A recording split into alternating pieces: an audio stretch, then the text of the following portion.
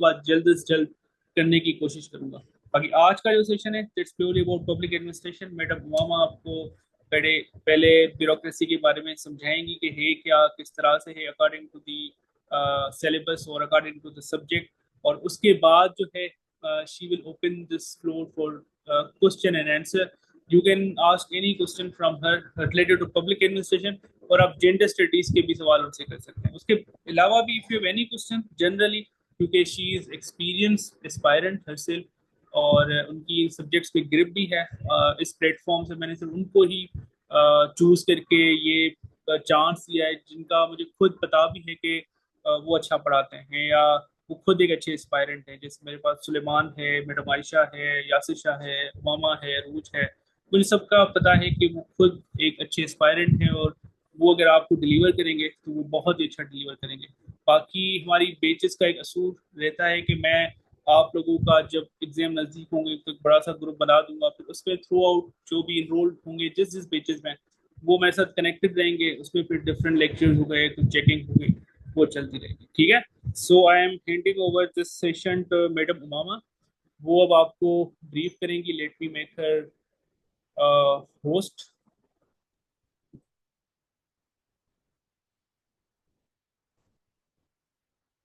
Umama, आप अब host हो गई हैं। Okay sir, thank you so much sir. अस्सलाम वेलकम। वालेकुम एवरीवन, कैसे हैं आप सब लोग? अच्छा जी। मेरा इंट्रोडक्शन तो सर ने करवा दिया है, तो हम डायरेक्ट स्टार्ट करते हैं आज अपने टॉपिक से और इस सेशन के बारे में। अल्हम्दुलिल्लाह मैं भी ठीक हूँ रमशा।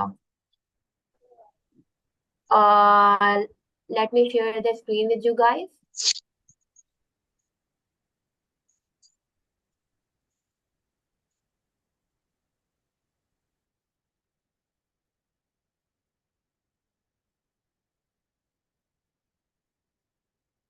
अच्छा जी, मुझे प्लीज बता दें कि स्क्रीन विजिबल हो रही है आप लोगों को और मेरी आवाज भी क्लियर है।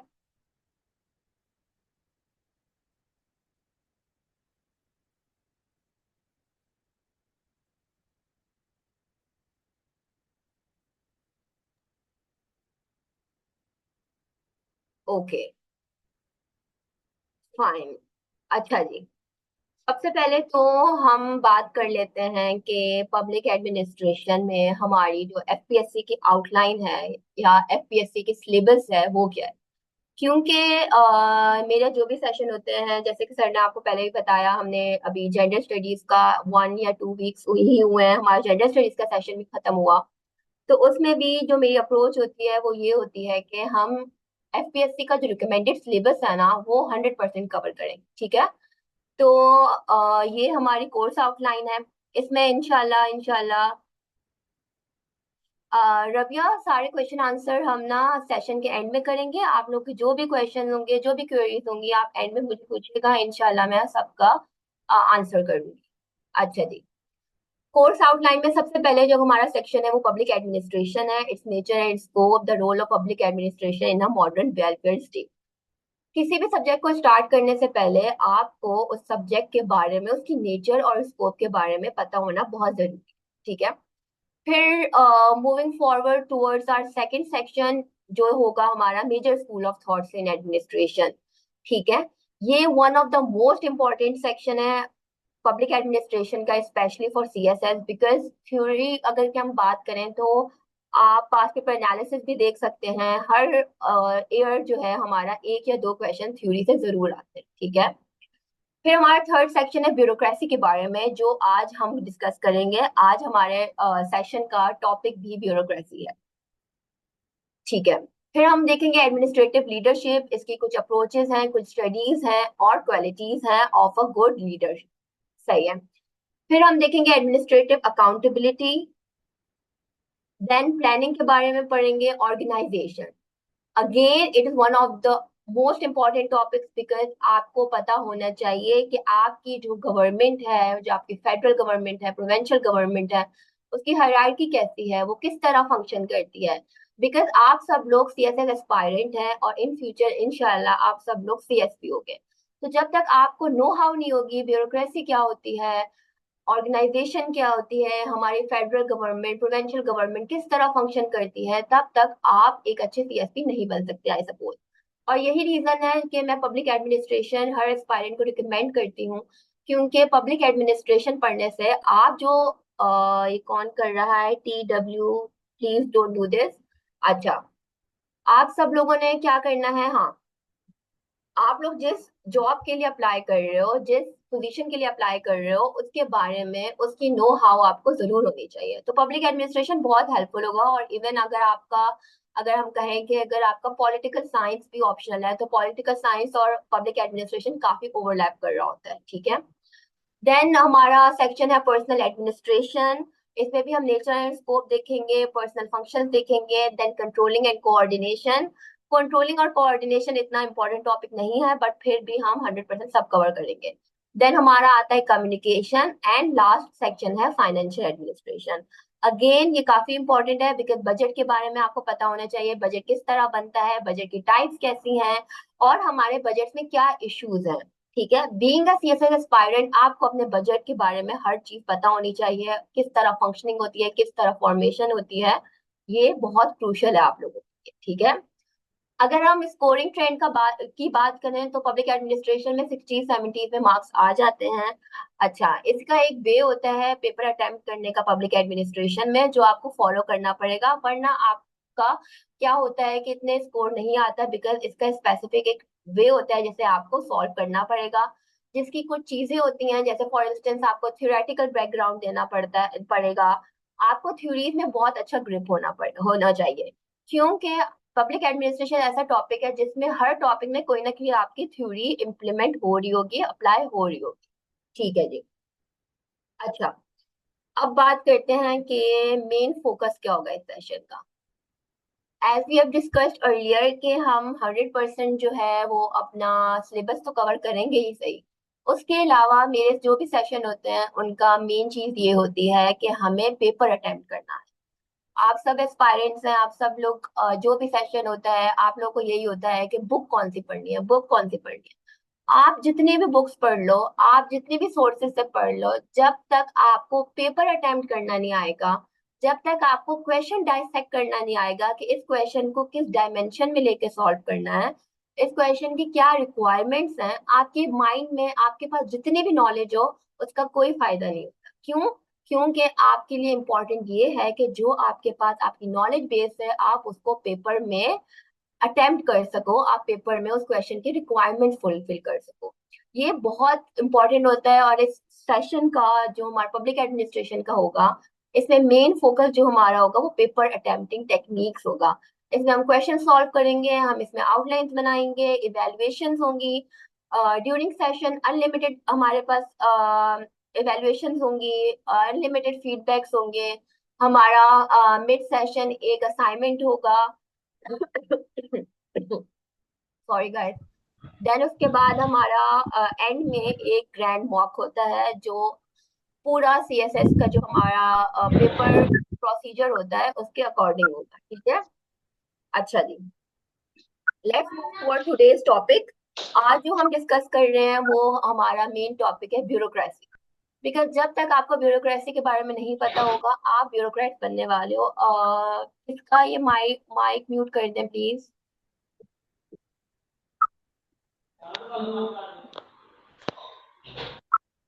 खानी प्लीज म्यूट योर सेल्फ।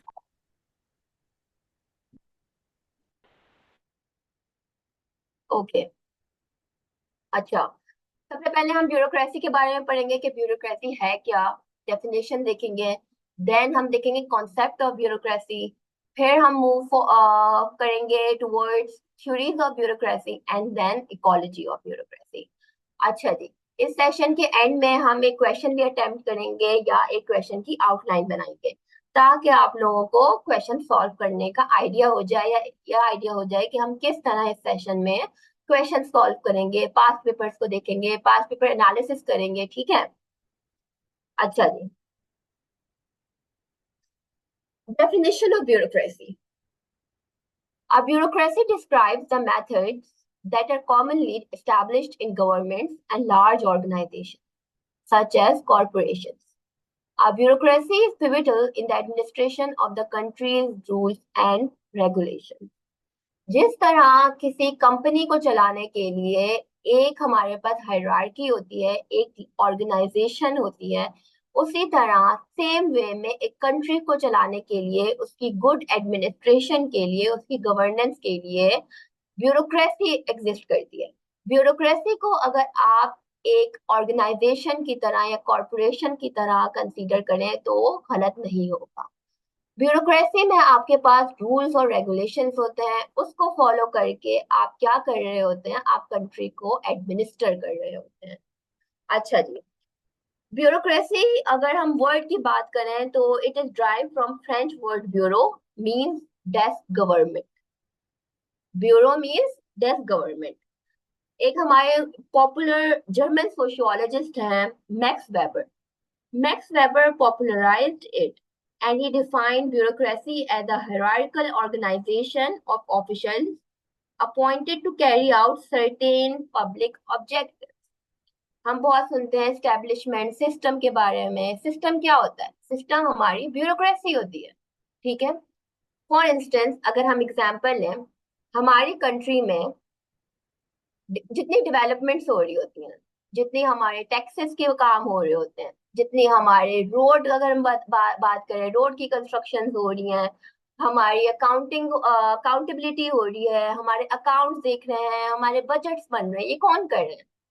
ये सारा प्रोसीजर कौन कैरी आउट करता है? ब्यूरोक्रेट्स को कैरी आउट करते हैं, क्योंकि bureau is drive from the word desk government. ये ऑफिस में बैठ के या अपने सेटअप पे बैठ के पूरे कंट्री को चला रहे होते हैं। रूल्स और रेगुलेशन ले आउट करती है हमारी गवर्नमेंट, उनको फॉलो करके ये पूरे कंट्री के हर हर ऑब्जेक्टिव्स को, पब्लिक के ऑब्जेक्टिव को क्या कर रहे होते हैं? फुलफिल कर रहे हो, ठीक है। अच्छा जी, हम देखते हैं हमारे सोसाइटी में, स्पेशली अगर हम पाकिस्तान के बारे में बात करें, तो the term bureaucracy is often criticised and deemed negative. अच्छा, because of the implication that procedures are more important than efficiency। हम देखते हैं हमारे सोसाइटी में ब्यूरोक्रेसी को बहुत क्रिटिसाइज किया जाता है या ब्यूरोक्रेट्स को नेगेटिवली लिया जाता है। इसकी रीजन क्या है? अच्छा, अगर हम एक सिंपल वर्ड में बात करें तो इसकी जो रीजन है वो डिलेज है, ठीक है। क्योंकि ब्यूरोक्रेसी में ज्यादा जो एम्फेसिस किया जाता है, ज्यादा जो अटेंशन दी जाती है वो प्रोसीजर को दी जाती है। हम इसके एक एग्जांपल लेते हैं। फॉर इंस्टेंस आप गवर्नमेंट के किसी भी काम के लिए गए, फॉर इंस्टेंस आप पासपोर्ट बनवाने गए, ठीक है। तो आप पासपोर्ट बनवाने जाओगे, फर्स्ट ऑफ ऑल तो हम अगर देखें तो बहुत ज्यादा लाइंस होती हैं, रश होता है बहुत, ठीक है, बहुत क्राउडेड प्लेसेस होती हैं पासपोर्ट ऑफिस, ठीक है। आप जाओगे, आप घंटा खड़े होगे, आप फिर एक ऑफिसर के पास जाओगे, फिर दूसरे के पास जाओगे, इससे साइन करवाना है, आपने ये चीजें अटैच करनी है, आपने ये स्टैंप लगाना है। उसके बाद जब आप लास्ट डेस्क में पहुंचते हो तो आपको पता चलता है कि ये पासपोर्ट अभी कहाँ से बन के आएगा? ये पासपोर्ट बन के आएगा इस्लामाबाद से। इस्लामाबाद से बन के कराची आएगा, फॉर इंस्टेंस अगर आप कराची की बात कर रहे हो, इस्लामाबाद से बन के कराची आएगा, फिर आप कराची में जाके कलेक्ट करोगे, और इस प्रोसीजर में वैसे तो डेज लगने चाहिए बट मंथ्स भी लगते हैं। ऐसा क्यों हो रहा है? इसलिए हो रहा है क्योंकि यहाँ पे प्रोसीजर और रूल्स और रेगुलेशन फॉलो किए जा रहे हैं कि पासपोर्ट कौन इशू करेगा? सिर्फ फेडरल कैपिटल इशू करेगा, ठीक है। अगर हम बात करें कि अगर अवाम की, अगर पब्लिक की आसानी के लिए हर प्रोवेंस में, हर प्रोवेंस वाले जो प्रोवेंशियल गवर्नमेंट है, अगर वो पासपोर्ट इश्यू करने लग जाए, हमारे पासपोर्ट को बनने के लिए इस्लामाबाद जाना ही ना पड़े, इस्लामाबाद से इश्यू होना ही ना पड़े, तो हमें 1 वीक या 2 वीक इजीली हमें पासपोर्ट मिल सकता है। बट हमारा क्या है? एक पूरा प्रोसीजर है कि पासपोर्ट कहाँ से issue. Please mute yourself guys. हमारा प्रोसीजर क्या है कि पासपोर्ट जो है वो फेडरल कैपिटल से ही बन के आएगा। Rida Jameel please mute yourself. Okay, procedure है कि इस्लामाबाद से बन के आएगा। इस वजह से क्या हो रहा है कि हमारी ब्यूरोक्रेसी को, हमारी गवर्नमेंट को, हमारे सिस्टम को, जो हमारी पब्लिक है वो क्रिटिसाइज कर रही होती है कि एक पासपोर्ट के काम के लिए कितने दिन लग रहे हैं। क्यों हो रहा है? क्योंकि हमारे पाकिस्तान में ब्यूरोक्रेसी फॉलो हो रही है, और ब्यूरोक्रेसी में क्या होता है? रूल्स और रेगुलेशन और प्रोसीजर फॉलो किए जाते हैं, ठीक है। यहाँ तक क्लियर है guys? Yes ma'am. Is it clear guys? Chat box में बता दें। अच्छा जी। अच्छा, वन मोर थिंग, मेरे सेशन में एक चीज ये होती है कि मैं सिंपलेस्ट, अगर हम वर्ड बोलो, सिंपलेस्ट टर्मिनोलॉजीज में लेके लेक्चर डिलीवर करने की कोशिश करती हूँ, क्योंकि आपको बुक्स जो है वो ढेर मिल जाएंगी, आपको कंटेंट ढेर मिल जाएगा, आपको नोट्स मिल जाएंगे। अब तो नोट्स लोग बेच भी रहे होते हैं, ठीक है, आपको सब मिल जाएगा। जब तक कि आपकी अंडरस्टैंडिंग नहीं होगी, आप जितने भी नोट्स पढ़ के चले जाओ, आप जितने भी बुक्स पढ़ के चले जाओ, जब तक आपके दिमाग में, आपके माइंड में कॉन्सेप्ट क्लियर नहीं होगा ना, आप कोई क्वेश्चन सॉल्व नहीं कर सकोगे, क्योंकि यहाँ पे रटे रटाए क्वेश्चन नहीं आते। सीएसएस में अब तो 2-3 साल से ट्रेंड और कॉम्प्लेक्स होता जा रहा है, चेंज होता जा रहा है। रियल लाइफ एप्लीकेशन होती हैं, आपको रियल लाइफ सिनेरियोज ये दिए होते हैं। इवन अगर हम सीएसएस 2023 की बात करें, तो वहां पे जो सारे सब्जेक्ट्स थे वो करंट अफेयर्स बेस्ड थे, करंट अफेयर्स जो हमारे चल रहे थे उसके हिसाब से पूछे गए थे। तो आपको जब तक के अंडरस्टैंडिंग नहीं होगी एक एक सब्जेक्ट की, एक एक कॉन्सेप्ट की, तब तक आप पेपर अटेम्प्ट नहीं कर सकते। तो आपको बुक, कौन सी बुक पढ़नी है, कौन से नोट्स पढ़ने हैं, ये सब आपका वो फोकस नहीं होना चाहिए। आपका फोकस होना चाहिए कि जो भी आप कॉन्सेप्ट पढ़ रहे हैं, किसी भी बुक से, किसी भी रिसोर्स से पढ़ रहे हैं, आपके माइंड में उसकी क्लियर अंडरस्टैंडिंग होनी चाहिए। है ना? क्वेश्चन आंसर हम इंशाल्लाह एंड में करते हैं, ओके? अच्छा जी। अब हम आते हैं थ्योरीज ऑफ ब्यूरोक्रेसी। वैसे तो 4-5 हमारी थ्योरीज हैं, बट जो मोस्ट इंपॉर्टेंट है वो मैक्स वेबर की है। जैसा कि हमने डिस्कस किया कि ब्यूरोक्रेसी को पॉपुलराइज करने वाले जर्मन सोशियोलॉजिस्ट मैक्स वेबर थे, और इनकी ब्यूरोक्रेटिक थ्योरी जो है वो हमारे पेपर पॉइंट ऑफ व्यू से मोस्ट इंपॉर्टेंट है, और इसके क्वेश्चंस फ्रिक्वेंटली आते रहते हैं, ठीक है? Let's start with a brief introduction of Max Weber. Max Weber was a lawyer who got interested in the social aspects of organization. During his time, markets were booming, and his lifelong work on the study of organizations led to believe that specific kind of organization called bureau will help in the growth of markets. Market की growth के लिए, economy को strengthen करने के लिए max weber ने concept दिया bureaucracy, ठीक है? अच्छा जी। अब क्या है कि मैक्स वेबर ने कुछ करेक्टरिस्टिक्स बताए थे ब्यूरोक्रेसी की, ठीक है? फर्स्ट ऑफ ऑल, अगर हम पहले करेक्टरिस्टिक्स की बात करें, ये आईपैड कौन है प्लीज, ये सब ना करें, काइंडली रिमूव इट। अच्छा जी। पहले जो हमारे पास है वो है regional, sorry, rational legal authority. इसमें मैक्स वेबर कहते हैं कि bureaucracies operate on a system of rules and procedures that are rational and legally established. Max Weber कहते हैं कि जो ब्यूरोक्रेसीज होती हैं वो ऑपरेट होती हैं ऐसे रूल्स और प्रोसीजर के लिए के बेसिस पे जो रैशनल है और लीगली एस्टैब्लिश्ड है। मीन्स जो रूल्स और रेगुलेशन, जो प्रोसीजर सेट किए जाते हैं वो रैशनल और लीगल होते हैं, ठीक है? अगर हम बात करें अथॉरिटी होती क्या है, authority is the ability to exercise influence over group of people. हम देखते हैं जो ब्यूरोक्रेट्स होते हैं उनके पास अथॉरिटी होती है। अथॉरिटी होती है तभी तो वो पब्लिकली एडमिनिस्टर कर पा रहे होते हैं, तभी तो वो पब्लिक को एडमिनिस्टर कर पा रहे हैं, वो गवर्नमेंट को रन कर पा रहे हैं, ठीक है? तो इसलिए कहते हैं कि जो अथॉरिटी होनी चाहिए मैक्स वेबर के अकॉर्डिंग, वो रैशनल और लीगल होनी चाहिए। कोई रूल्स और प्रोसीजर सेट करो तो वो रैशनल होने चाहिए और लीगल होने चाहिए।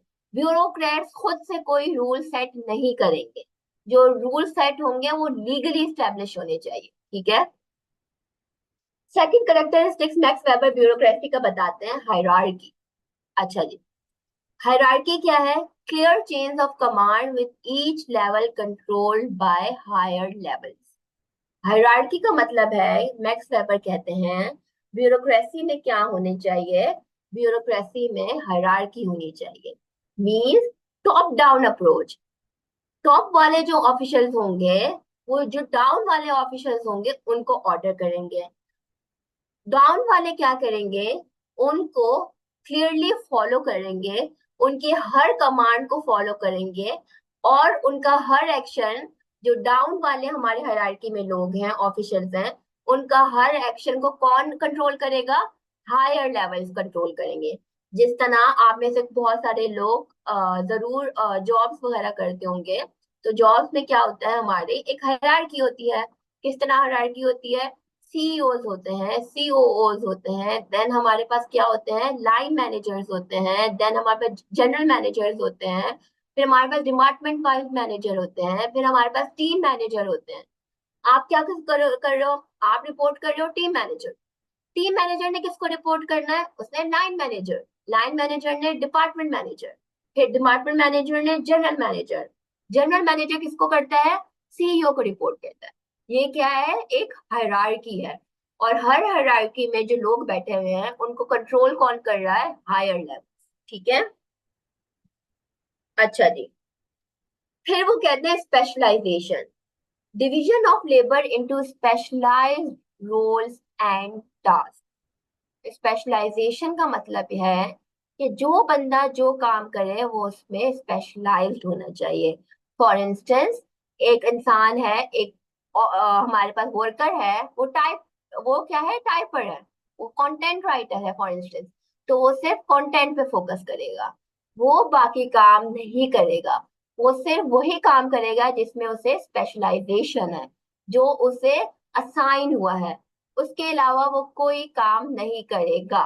ठीक है, यहाँ तक क्लियर है। अच्छा, इसे हम और दूसरे वर्ड में डिस्कस करें तो, for instance, a person sign the task of typing should only perform that task, he should not be asked to do other task. ठीक है, इसका मतलब क्या है कि जिस बंदे को जो काम आता है, आपने सिर्फ उसको वो काम करवाना है, उसके अलावा कोई काम नहीं करवाने हैं। ठीक है, फिर है फॉर्मलाइजेशन। फॉर्मलाइजेशन बोल दें या रिटन रूल्स और documents, well defined rules and regulation governing conduct and processes. इसका मतलब क्या है कि जो ब्यूरोक्रेट्स होंगे, जो पब्लिक सर्वेंट्स होंगे, वो जो भी काम करेंगे वो according to the written rules और रेगुलेशंस होने चाहिए। वो जो भी प्रोसीजर करेंगे, वो जो भी फंक्शनिंग करेंगे, वो किसके अकॉर्डिंग करेंगे, well defined rules and regulation. Guys give me 1 minute में पानी पी के आती हूँ।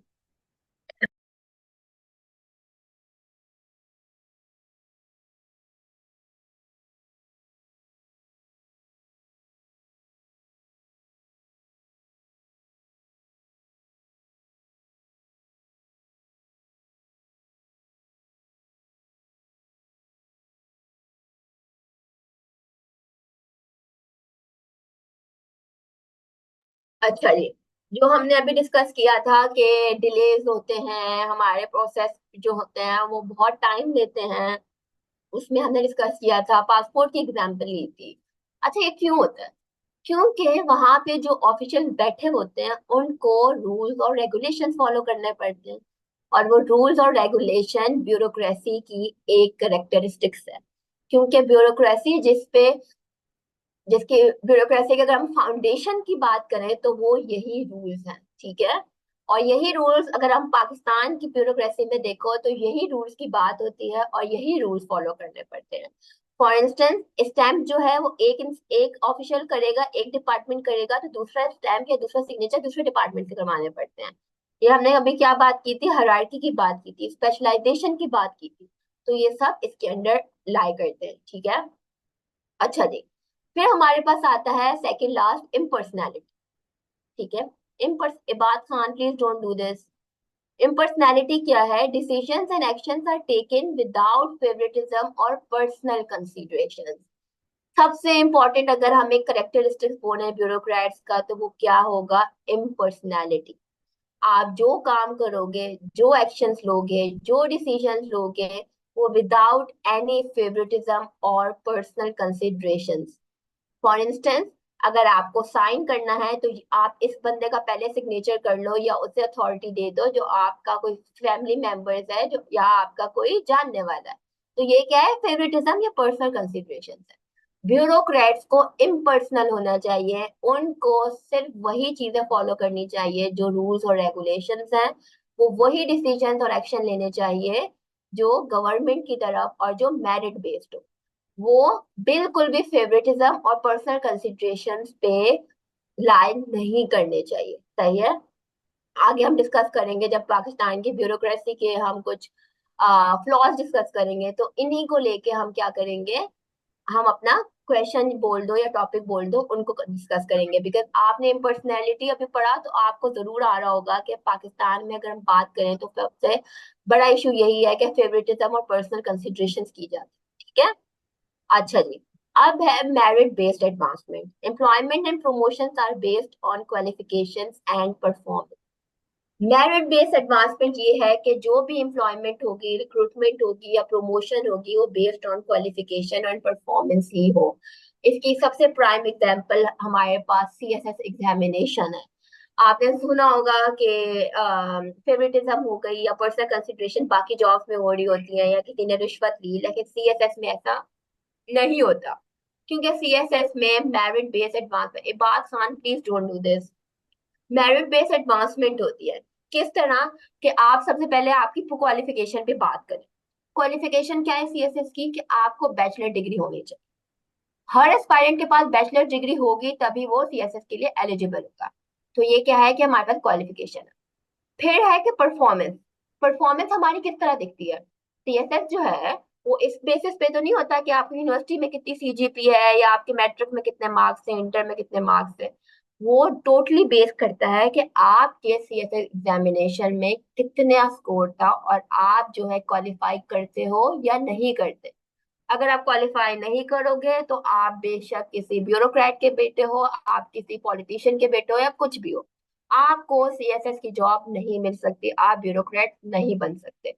तो अगर हम सीएसएस की बात करें तो इसमें हम पॉजिटिवली लेंगे कि उसमें मेरिट बेस्ड एडवांसमेंट फॉलो की जाती है।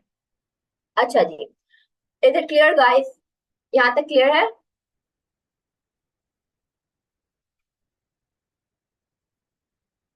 ये theory one of the most important theories में से है और ये थ्योरी आपको बहुत हेल्प करेगी।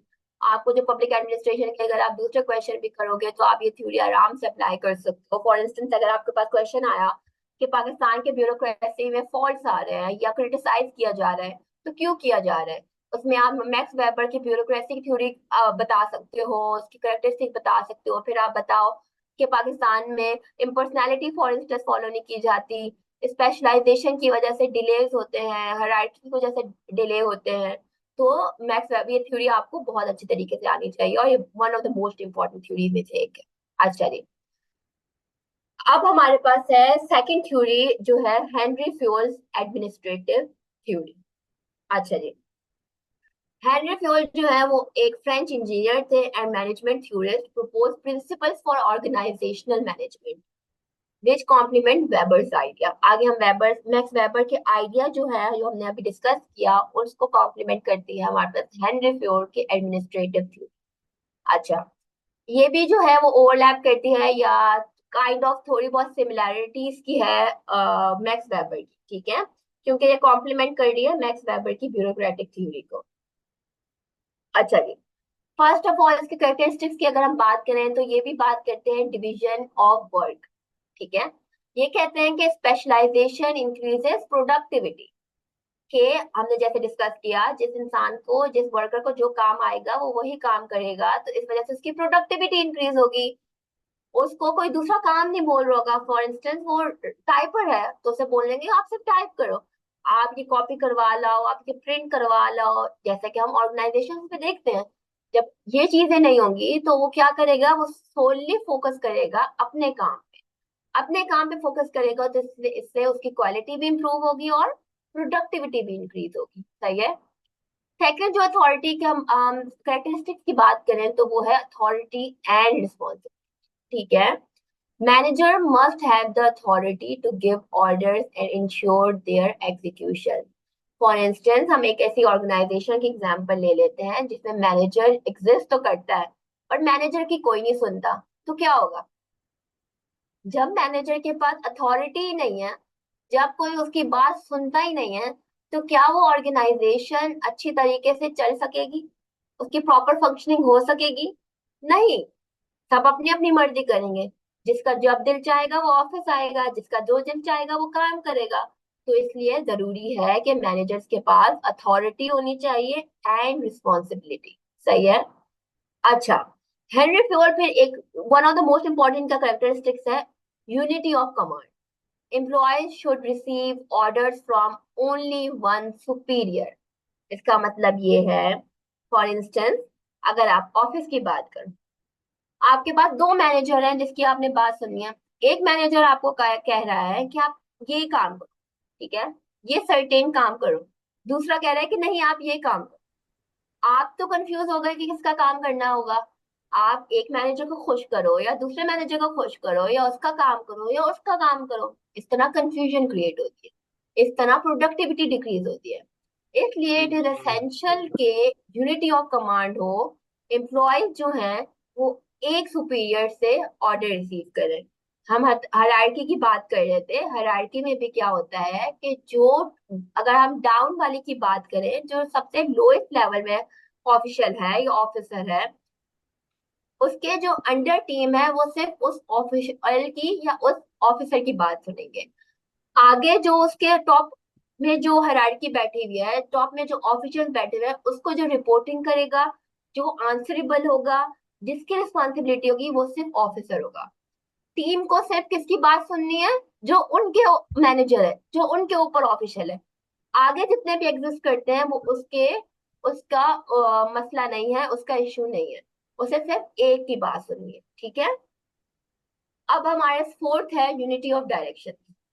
Activities with the same objective should be directed by one manager. ठीक है। अगर सेम ऑब्जेक्टिव है, हमने अभी दो मैनेजर की डिस्कस किया, उनको दो मैनेजर हमारे डिसीजन ले रहे थे। अच्छा जी, लेकिन दो मैनेजर सेम ही ऑब्जेक्टिव है, उनका सेम काम बोल रहे हैं, इस तरह भी कंफ्यूजन हो जाएगी। एक अपने तरीके से बोल रहा होगा, दूसरे अपने तरीके से बोल रहा होगा। तो इस तरह जो यूनिटी ऑफ डायरेक्शन होनी चाहिए, मीन्स कि डायरेक्शन भी एक ही मैनेजर के थ्रू आनी चाहिए। अच्छा, फिफ्थ हमारा है scalar chain. A clear line of authority from top management to the lowest rank. Clarity होनी चाहिए, स्केलर चेन होनी चाहिए, विजिबल चेन होनी चाहिए कि हायरार्की किस तरह एग्जिस्ट करती है। टॉप टू डाउन जो हमारी हायरार्की है, उसकी अथॉरिटी और उसके बारे में जो उसके फंक्शनिंग है, वो क्लियर कट जो है वो डिफाइन होनी चाहिए। ठीक है। अच्छा, नेक्स्ट है कि हमारी हायरार्की में या ब्यूरोक्रेसी में ऑर्डर होने चाहिए। Both material and personal must be in the right place at the right time. आपने अभी रिसेंटली, अगर हम पास्ट 1 मंथ की बात करें तो बहुत एक बड़ा डिलेमा क्रिएट हो गया था कि पासपोर्ट बन नहीं रहे। क्यों नहीं बन रहे? पासपोर्ट का मटेरियल ही नहीं है, पेपर ही नहीं मंगवाया गया। अब आप देखो, पर्सनल बैठे हुए हैं, वर्कर्स आए हुए हैं, ऑफिसर्स आए हुए हैं, बट उनके पास मटेरियल ही नहीं है। तो क्या मटेरियल के बगैर क्या उनका ऑफिस आना या उनका काम करना कोई फायदा था? कोई बेनिफिशियल था? नहीं। इसलिए जरूरी है कि मटेरियल और जो पर्सनल्स होते हैं वो must be in the right place at the right time होने चाहिए। तभी एक सिस्टम जो है वो फंक्शन कर सकेगा। ठीक है। इक्विटी होनी चाहिए। इक्विटी क्या है? अच्छा, इक्विटी और इक्वालिटी ये दो टर्म्स हैं और इसमें बहुत डिफरेंस है। हम क्या करते हैं, इंटरचेंजेबली यूज कर लेते हैं इक्विटी और इक्वालिटी। अच्छा जी, अगर हम इनके डिफरेंसेस की बात करें, इक्वालिटी क्या है? इक्वालिटी ये है कि हर इंसान को, फॉर इंस्टेंस मेरे पास 3 एप्पल्स हैं। Guys please mute yourself. कौन है ये? इबाद खान। ओके। अच्छा जी, इक्वालिटी ये है कि सबको इक्वली एक चीज मिलनी चाहिए। जिसकी, फॉर इंस्टेंस, एक है रिच पर्सन है और एक पुअर पर्सन, बट हम जो है, फॉर इंस्टेंस मैं एक गवर्नमेंट ऑफिसर, मैं एक रिच को और पुअर को सेम अमाउंट में क्या दे दूं, फंडिंग दे दूं। तुम भी इतने पैसे लो, तुम भी इतने पैसे। क्या ये इक्विटी है? क्या ये जस्टिस है? उस रिच के पास तो ऑलरेडी पैसे हैं, तो क्या मैं अगर इक्वालिटी के प्रिंसिपल फॉलो करके उसे भी इतने पैसे दे रही हूँ, इतनी फंडिंग दे रही हूँ, और एक पुअर है जिसके पास खाने को भी नहीं है, जिसके पास रहने को छत नहीं है, मैं उसको भी इतना दे रही हूँ, क्या ये जस्टिस है? नहीं, ये जस्टिस नहीं है। क्यों? क्योंकि इक्विटी कहती है जिसकी जितनी नीड हो, जिसको जितनी जरूरत हो, उसे उतना दो। तो मैं क्या कर लूं, पुअर को उसका जितना फंड है उतना ही दूं।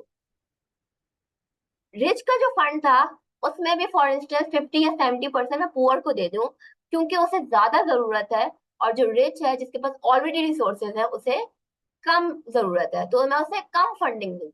तो इक्विटी ये कहती है जिसको जितनी जरूरत है, जिसको जितनी ज्यादा नीड है, उसे उतनी ज्यादा चीजें मिलनी चाहिए। इसलिए हेनरी फ्योल कहते हैं कि ब्यूरोक्रेसी में, ऑर्गेनाइजेशन में क्या होना चाहिए, इक्विटी होनी चाहिए, फेयर ट्रीटमेंट ऑफ एम्प्लॉयज होना चाहिए। अच्छा, फिर एक लास्ट इनका आता है characteristics, stability of tenure. Long term employment is beneficial for organizational efficiency. अच्छा जी, इसे हम एक एग्जांपल से समझते हैं। पाकिस्तान में जितनी भी पॉलिसीज आती हैं, जितने भी हमारे प्लान्स आते हैं, फॉर इंस्टेंस डेवलपमेंट प्लान्स आते हैं, वो क्यों एग्जिस्ट, जो है वो सक्सेसफुली फंक्शन नहीं कर पाते?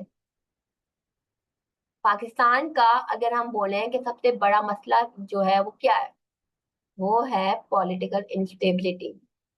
एक गवर्नमेंट आती है, वो पॉलिसीज बनाती है कि ये पॉलिसीज फॉलो होंगी, दूसरी गवर्नमेंट आती है, वो कहती है कि नहीं, ये पॉलिसी ठीक नहीं थी, मैं अपनी नई पॉलिसीज लेके आऊंगी।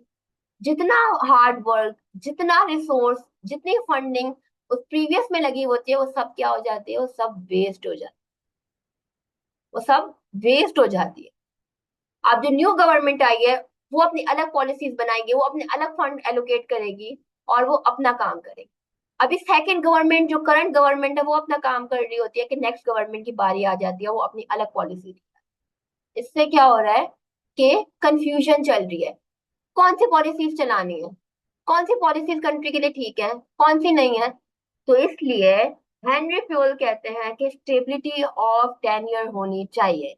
हम देखते हैं ब्यूरोक्रेसी में सीएसपी, सिविल सीएसएस ऑफिसर, उनके पास स्टेबिलिटी ऑफ टेन्योर होती है, उनके पास लॉन्ग टर्म एम्प्लॉयमेंट होती है। वो जो काम करना चाहते हैं अपने एरिया में, वो उसे फुलफिल कर पाते हैं। इवन जो उनकी एलोकेशन होती है या उनको उनके ट्रांसफर होते हैं, वो भी कुछ सालों बाद होते हैं, ये नहीं कि हर साल अलग अलग कर। ठीक है, तो हेनरी फ्यूल कहते हैं कि स्टेबिलिटी ऑफ टेन्योर होना चाहिए।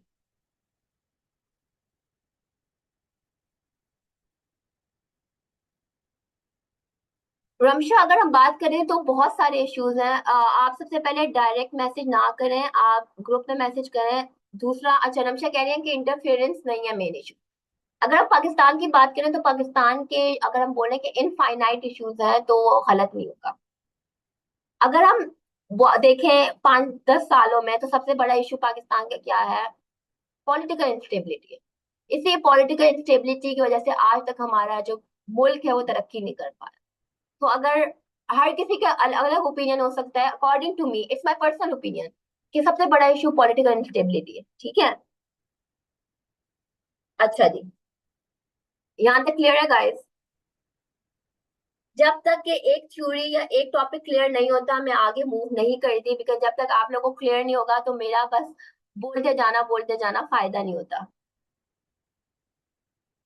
रमशा, सारे इश्यूज जो है ना, वो आपके हम एंड में देखेंगे, ठीक है? एंड में मैं एक टाइम एलोकेट किया है सारे आंसर ढूंढने। अच्छा, स्केलर चेन मतलब ये है कि जो अथॉरिटी है ना रिदा, वो क्लियर होनी चाहिए।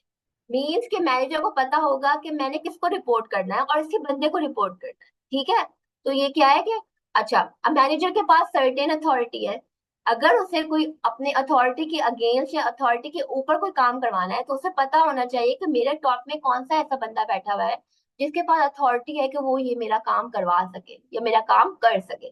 ठीक है, अच्छा जी, ठीक है।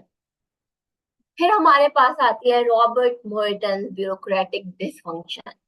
रॉबर्ट मर्टन हमारे सोशियोलॉजी में, अगर आपका किसी का ऑप्शन होगा तो सोशियोलॉजी में रॉबर्ट मर्टन की काफी थ्योरीज हैं, और अगर आप में से किसी का क्रिमिनोलॉजी होगा तो क्रिमिनोलॉजी में भी रॉबर्ट मर्टन की थ्योरीज हैं। ठीक है। तो इससे क्या हाल हेल्पफुल होगा कि आप एक थ्योरी अगर पब्लिक एड में पढ़ रहे हो, दूसरी थ्योरी आप क्या पढ़ रहे हो, सोशियोलॉजी में पढ़ रहे हो, और थर्ड थ्योरी आप क्रिमिनोलॉजी में पढ़ रहे हो, आपके पास कोई ऐसा क्वेश्चन आ गया जिसमें रॉबर्ट मर्टन की तीनों थ्योरीज के बारे में लिख सको या रॉबर्ट मर्टन के बारे में लिख सको, तो ये बहुत बेनिफिशियल होता है। इसलिए आपको ऑप्शनल अगर हम बात करें तो वही चूज करने चाहिए जो ओवरलैप कर रहे होते हैं। इससे आपको बहुत हेल्प मिलती है। यह ज़ाहरा, हेनरी के 8 प्रिंसिपल्स। Robert Merton's bureaucratic dysfunction. अगर थ्योरी से ही हम देखें तो हमें समझ आ जाती है कि ये क्या बता रहे हैं कि ब्यूरोक्रेसी जो है वो डिसफंक्शनल है, वो क्यों है, उसकी रीजंस बताएंगे। ठीक है। Robert Merton was an American sociologist. He highlighted the potential dysfunctions in bureaucratic system. ये जो potential dysfunctions हैं, जो मसले हैं ब्यूरोक्रेसी में, वो क्या है? अच्छा, फर्स्ट ऑफ ऑल ये कहते हैं गोल डिस्प्लेसमेंट है। Rigid adherence to rules can cause organization to focus on procedures rather than goals. हमने पढ़ा हेनरी फ्योर्ड का पढ़ा, हमने पढ़ा मैक्स वेबर का पढ़ा, उसमें हमने पढ़ा कि रूल्स और रेगुलेशन की बात की गई थी। ठीक है। उसमें भी हमने पढ़ा था कि रूल्स और रेगुलेशन जो है वो एफिशिएंसी जो है उसको क्या करते हैं, उसको कॉम्प्रोमाइज करते हैं। अब रॉबर्ट मर्टन कहते हैं कि रिजिड एडहेरेंस टू रूल्स हैं, जो अंधाधुंध आप रूल्स फॉलो करते हो, इससे क्या होता है कि जो ऑर्गेनाइजेशंस होती हैं वो सिर्फ प्रोसीजर फॉलो करते रह जाते हैं। वो अपना एम क्या है, उनका गोल क्या है, असल मकसद क्या है, उससे डाइवर्ट हो जाते हैं। उनका सारा फोकस क्या होता है कि बस मुझे प्रोसीजर फॉलो करना है, क्योंकि मेरे जो टॉप वाले हैं, मेरा जो मैनेजर है, वो पूछेगा कि तुमने ये प्रोसीजर फॉलो किया या नहीं किया। एक आपके पास हम बोले कि आपके पास इंसान आता है, उसे बहुत अर्जेंट है पासपोर्ट बनवाना, उसके फॉर इंस्टेंस नाउज बिल्ला, अल्लाह माफ करे, उसकी कोई डेथ हो गई है, उसे पासपोर्ट अर्जेंट चाहिए, उसे फ्यूनरल जो है वो अटेंड करना है। बट आपने आपकी तो प्रोसीजर है, आपको तो 2 हफ्ते में ही पासपोर्ट मिलेगा। इससे क्या हो रहा है, उस इंसान के साथ या जिसे ज्यादा नीड है, या जिसका हमारा गोल क्या है, हमारे स्टैब्लिशमेंट का, हमारे सिस्टम का, हमारे गवर्नमेंट का गोल क्या होता है, अवाम की खिदमत करना। सिविल सर्वेंट्स की अगर हम बात करें तो अगर हम उर्दू में बोलते हैं, हम क्या कहते हैं, सरकारी नौकर या अवाम के नौकर, पब्लिक सर्वेंट्स होते हैं। ठीक है। पब्लिक सर्वेंट का मतलब ये है कि उनका मकसद है कि अवाम को ज्यादा से ज्यादा अच्छे तरीके से सर्व करना। बट आपको तो प्रोसीजर फॉलो करना है। इसलिए जो बेचारा आपके पास मजबूरी लेके आया है, जो मसला लेके आ रहा है, आप उसको क्या कर पा रहे हो, अगर आप चाह भी रहे हो तो आप उसकी मजबूरी को समझ नहीं पा रहे, क्योंकि आपको प्रोसीजर फॉलो करने पड़ते हैं। ठीक है। तो इस तरह हमारा जो गोल डिस्प्लेसमेंट है, हमारा गोल क्या है, पब्लिक सर्विस, पब्लिक को सर्व करना, वो क्या हो रहा है, खराब हो रहा है, क्योंकि आपको प्रोसीजर फॉलो करने पड़ रहे हैं। ठीक है। फिर है ट्रेन इन कैपेसिटी।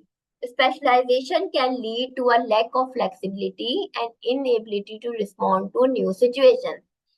एक बंदा है जिस जो टाइप राइटर पे टाइपिंग करता है, ठीक है, उसको उस पे स्पेशलाइजेशन है। और आपने तो ब्यूरोक्रेसी की थ्योरी में मैक्स वेबर ने कहा था कि स्पेशलाइजेशन है, तो मतलब उसे टाइप राइटर को ही यूज करके उसे टाइपिंग आती है। टाइम गुजरा, लैपटॉप्स आ गए, या अब जो है न्यू सिस्टम्स आ गए, उसे वो सिस्टम यूज करना ही नहीं आता। तो क्या वो जो लॉन्ग टेन्योर या स्टेबल टेन्योर वाला आपका एम्प्लॉय है, जो फ्लेक्सिबल नहीं था, जिसने न्यू स्किल सीखी नहीं, क्या वो आपके फायदे के लिए है? जहाँ हम जाते हैं गवर्नमेंट ऑफिसेज में, तो हमारे थोड़े जो बूढ़े बूढ़े एम्प्लॉयज होते हैं, उनको कंप्यूटर भी यूज करना नहीं आ रहा होता, उनको लिटरली कंप्यूटर यूज करना नहीं आता। वो क्या, वो स्पेशलाइज थे ना, कि वो डॉक्यूमेंट में अच्छा सा आपको रिपोर्ट बना के दे देंगे, अच्छी सी रिपोर्टिंग कर देंगे। जब लैपटॉप आया, जब कंप्यूटर आया, तो वो तो फ्लेक्सिबल थे ही नहीं, वो तो सिर्फ लिखने में, राइटिंग में, पेन से लिखने में स्पेशलाइज थे। तो क्या अब उनका कोई फायदा है आपको? आपको उनका फायदा नहीं है, क्योंकि उनको वो काम ही नहीं आता, वो फ्लेक्सिबल थे ही नहीं। आप उनको न्यूज से स्किल सिखा ही नहीं सके। इसलिए जो जमाना चेंज हुआ, टेक्नोलॉजी चेंज हुई, तो वो उसको रिस्पॉन्ड ही नहीं कर पाए। और वो वर्कर अगर हम बात करें, वो आपके लिए, आप किसी फायदे के लिए नहीं है, कोई फायदा नहीं दे सकता, क्योंकि उसने कुछ न्यू स्किल सीखी ही नहीं। ठीक है। अच्छा जी, अब है depersonalization. Excessive impersonality can lead to alienation among employees and client. हमने बात की, क्या बात की, हमने बात की थी इम्पर्सनैलिटी, कि उसे कोई फीलिंग्स, कोई सेंटिमेंट्स या कोई फेवरेटिज्म या पर्सनल कंसिडरेशन नहीं करनी। एक इंसान आया, फॉर इंस्टेंस कोई पेंशन के लिए आपके पास आया, वो आपके हाथ जोड़ रहा है, वो आपकी मिन्नतें कर रहे हैं, बट आपकी नेचर, जॉब नेचर क्या थी कि आपको इम्पर्सनल होना है। तो क्या आप उसके मजबूरी या मसले समझ सकोगे? नहीं समझ सकोगे। आप इतने इम्पर्सनल हो चुके हो कि आपको फर्क ही नहीं पड़ता। आप वही रूल्स और रेगुलेशन ही फॉलो करोगे, आप प्रोसीजर ही फॉलो करोगे, और आप कहोगे कि मुझे तो मेरिट बेस्ड ही चलना चाहिए। तुम्हारी जितनी भी मजबूरी या जितना भी मसला है वो मेरा कंसर्न नहीं है। मुझे तो एलियनेट होकर रहना है। एलियनेशन मतलब एक चीज से बिल्कुल अननोन होना। ठीक है। तो क्या होगा कि मैं आपका काम करूंगा ही नहीं, क्योंकि मुझे तो रूल्स और रेगुलेशन फॉलो करने हैं और मुझे इम्पर्सनल होना है, मुझे कोई सेंटिमेंट्स या पर्सनल कंसिडरेशन नहीं करनी। तो मैं आपका काम अर्जेंट नहीं करूंगा। ठीक है। तो अगर आपको पाकिस्तान की ब्यूरोक्रेसी के बारे में जरूर एक ना एक क्वेश्चन आता है और आपको क्रिटिसाइज करने को बोले, तो एक ऐसा एस्पायरेंट है जिससे फिर जनरल चीजें आती हैं कि ब्यूरोक्रेसी में करप्शन है, ब्यूरोक्रेसी में डिलेज हैं, ब्यूरोक्रेसी में बहुत सारी ऐसी चीजें हाईलाइट कर दे उसका पेपर। और आप एक एस्पायरेंट हो जिसने ब्यूरोक्रेसी को क्रिटिसाइज किया है, तो रॉबर्ट मर्टन की ब्यूरोक्रेटिक डिस्फंक्शन थ्योरी से क्रिटिसाइज किया है, तो क्या एक एग्जामिनर आपको प्रायोरिटाइज नहीं करेगा? क्या वो आपको ज्यादा मार्क्स नहीं देगा? जरूर देगा। वो कहेगा कि इसने सिर्फ अपनी बातें नहीं लिखी, इसने थ्योरेटिकल पर्सपेक्टिव से लिखी है, इसे पता है कि थ्योरिस्ट क्या कहते हैं। है ना फर्क? तो यही फर्क होता है, यही फायदा होता है। जो एस्पायरेंट्स जिनके मार्क्स ज्यादा आते हैं ना, हम कहते हैं कैसे आ जाते हैं, कि हमने तो सेम बुक पढ़ी थी। वो इस वजह से आते हैं कि वो थ्योरी अप्लाई करते हैं। ठीक है। क्लियर है?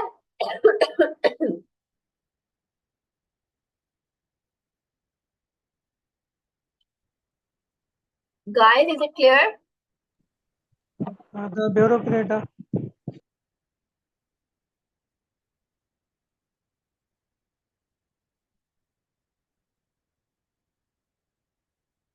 अच्छा जी, मैं सबको म्यूट कर दूं बिकॉज काफी डिस्टरबेंस हो रही है बार बार।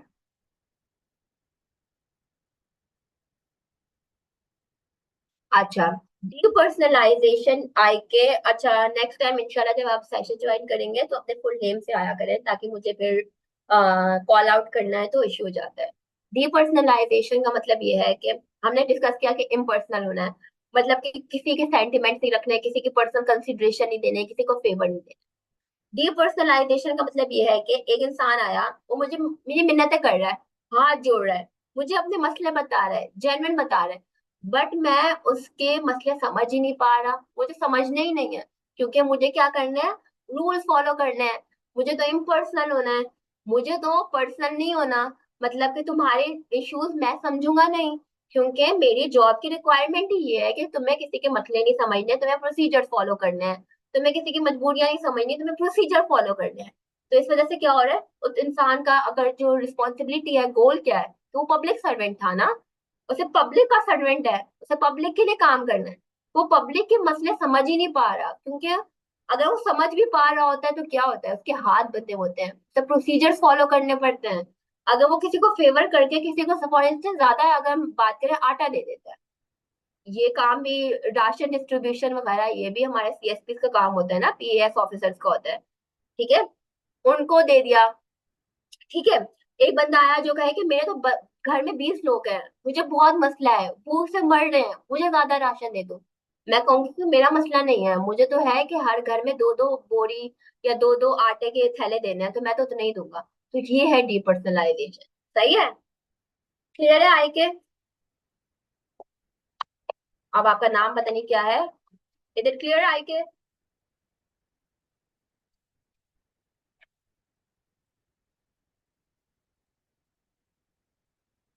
किरण, या ओके जी।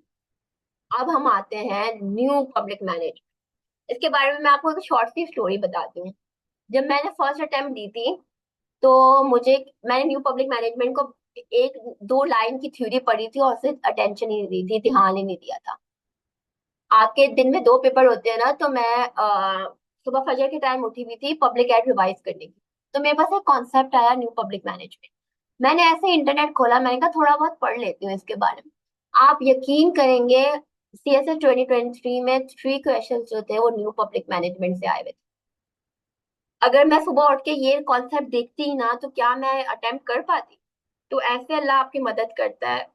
और इस तरह आपको पता चलता है कि इवन आपके जो दो दो तीन तीन लाइंस की थ्योरीज लिखी होती है ना, वो भी आपके लिए बहुत इंपॉर्टेंट हो जाती है। ठीक है, तो अब जो है, अगर हम बात करें CSS 2024 को, कि मैंने CSS 2024 भी दिया हुआ है, तो CSS 2024 में भी ज्यादा एम्फेसिस जो पेपर का था ना, वो न्यू पब्लिक मैनेजमेंट पे था। ठीक है, तो आपको हर चीज में ध्यान देना है। अगर आप उसे इन डेप्थ कवर नहीं कर रहे ना, तो आपको एक ओवरव्यू तो होना चाहिए कि ये कॉन्सेप्ट या ये टर्मिनोलॉजी क्या कहती है। ठीक है, अच्छा जी। अगर हम न्यू पब्लिक मैनेजमेंट की बात करें, एक तो आपका नाम ऐसा है, नहीं मेरा अनफॉर्चुनेटली इंग्लिश ऐसे नहीं हो पाया था। उसके अलावा मेरे 11 जो एग्जाम से पेपर थे, सब्जेक्ट थे, वो सब क्लियर थे। और मेरे कुछ सब्जेक्ट में काफी अच्छे मार्क्स आए थे, जिसमें जेंडर स्टडीज आता है, जिसमें पब्लिक एड आता है, करंट अफेयर्स, पाकिस्तान अफेयर्स। मेरा स्कोर काफी अच्छा रहा था। ठीक है, जेंडर स्टडीज की अगर मैं पर्टिकुलरली बात करूँ तो मेरे जेंडर स्टडीज में 80 मार्क्स थे। ठीक है, अच्छा जी। अब आते हैं न्यू पब्लिक मैनेजमेंट। बिल्कुल, उस वक्त मुझे सरल ताप का पता नहीं था। CSS 2023 के बाद ही मैंने CSS सरल ताप से पढ़ना शुरू किया था, और आई एम होपफुल कि इस बार मेरा ऐसे इंशाल्लाह हो जाएगा। अच्छा जी, खैर अपने टॉपिक पे आते हैं। अच्छा, हमने जो 3 थ्योरीज पढ़ी उसमें हमने ब्यूरोक्रेसी को क्रिटिसाइज किया, हमने उनके कॉन्सेप्ट्स को, उनके करेक्टरिस्टिक्स को करेक्ट क्रिटिसाइज किया। अब आती है जो, अब जो करंट फॉलो की जाती है, वो फॉलो की जाती है new public management, NPM। Emerging in the late 20th century, NPM introduces market-based principles into public administration. Market based principle mean जो पब्लिक, जो हमारी प्राइवेट ऑर्गेनाइजेशंस में जो कॉन्सेप्ट फॉलो किए जाते हैं, जो प्रोसीजर्स फॉलो किए जाते हैं, अब न्यू पब्लिक मैनेजमेंट कहती है कि वही प्रोसीजर्स, वही स्टेप्स, वही रूल्स अब लेके आओ पब्लिक एडमिनिस्ट्रेशन में। पब्लिक एडमिनिस्ट्रेशन आउटडेटेड या डिलेड या इनएफिशिएंट क्यों है? क्योंकि उसमें जो रिजिड, जो पहले वाले ओल्ड पब्लिक मैनेजमेंट के जो थे हमारे कॉन्सेप्ट्स, वो फॉलो किए जाते हैं। इसलिए अब क्या हो, न्यू पब्लिक मैनेजमेंट इंट्रोड्यूस हुई है जो मार्केट बेस्ड प्रिंसिपल्स पे फंक्शन करती है। ठीक है, सबसे पहला जो इसका कॉन्सेप्ट है, वो है कैरेक्टरिस्टिक है, वो एफिशिएंसी है। Focus on performance, results and customer service. हमने बात की डिपर्सनलाइजेशन की, इम्पर्सनल की, कि हमें तो रूल्स फॉलो करने हैं, एफिशिएंसी जाए मतलब एफिशिएंसी हो या ना हो, मैं तो रूल्स फॉलो करूंगा। अब वो न्यू पब्लिक मैनेजमेंट कहते हैं कि सब चीजें छोड़ दो, एफिशिएंसी पे फोकस करो, परफॉर्मेंस ऐसी लाओ जिससे आपको रिजल्ट मिले। आपके सारे एक्शंस और डिसीजन कैसे होने चाहिए? कस्टमर को सेटिस्फाई करने चाहिए, पब्लिक को सेटिस्फाई करने चाहिए। पॉलिसीज ऐसी बनाओ जो कस्टमर, या अगर हम बोले पब्लिक, अगर हम गवर्नमेंट के पॉइंट ऑफ व्यू से बोले, जो पब्लिक को सेटिस्फाई करे। अच्छा जी, फिर हमारे पास आता है डिसेंट्रलाइजेशन। डिसेंट्रलाइजेशन आगे हमारे एक बहुत इंपॉर्टेंट कॉन्सेप्ट है डिसेंट्रलाइजेशन का। वो इंशाल्लाह हम अगली क्लासेस में भी डिस्कस करेंगे। Decentralization means devolution of authority to lower levels and privatization of certain services. मुझे साइन करने हैं, मुझे पासपोर्ट बनवाना था, तो पासपोर्ट सिर्फ इस्लामाबाद से इशू होके आएगा, क्योंकि मेरे जो प्रोविंस में जितने भी ऑफिसर्स हैं, जितने भी CSP फॉर इंस्टेंस या पब्लिक ऑफिशियल्स हैं, उनके पास अथॉरिटी नहीं है कि वो मुझे पासपोर्ट इशू कर सके।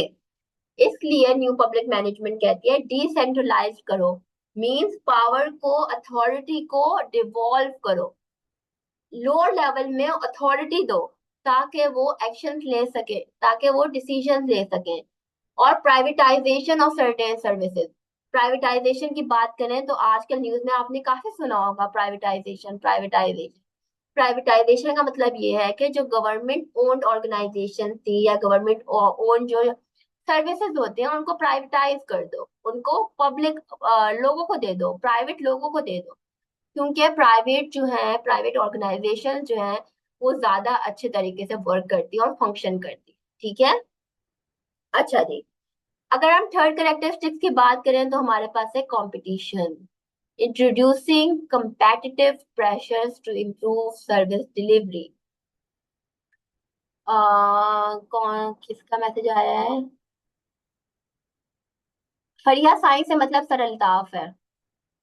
अच्छा जी, कंपटीशन की बात करें तो आप में से जो लोग जॉब्स वगैरह करते होंगे तो क्या आप लोग के जॉब में, आप लोग जॉब अच्छी क्यों करते हो या कोई भी काम होता है या अगर आप यूनिवर्सिटी में हो तो आप अच्छे अच्छे मार्क्स क्यों लेके आ रहे होते हो? क्योंकि कंपटीशन होता है ना, आपको स्टैंड आउट करना होता है, आपको पोजीशन लानी है। अगर जॉब की बात करें तो आपको प्रमोशन चाहिए, इसलिए आप क्या करते हो, अच्छा अच्छा काम करते हो।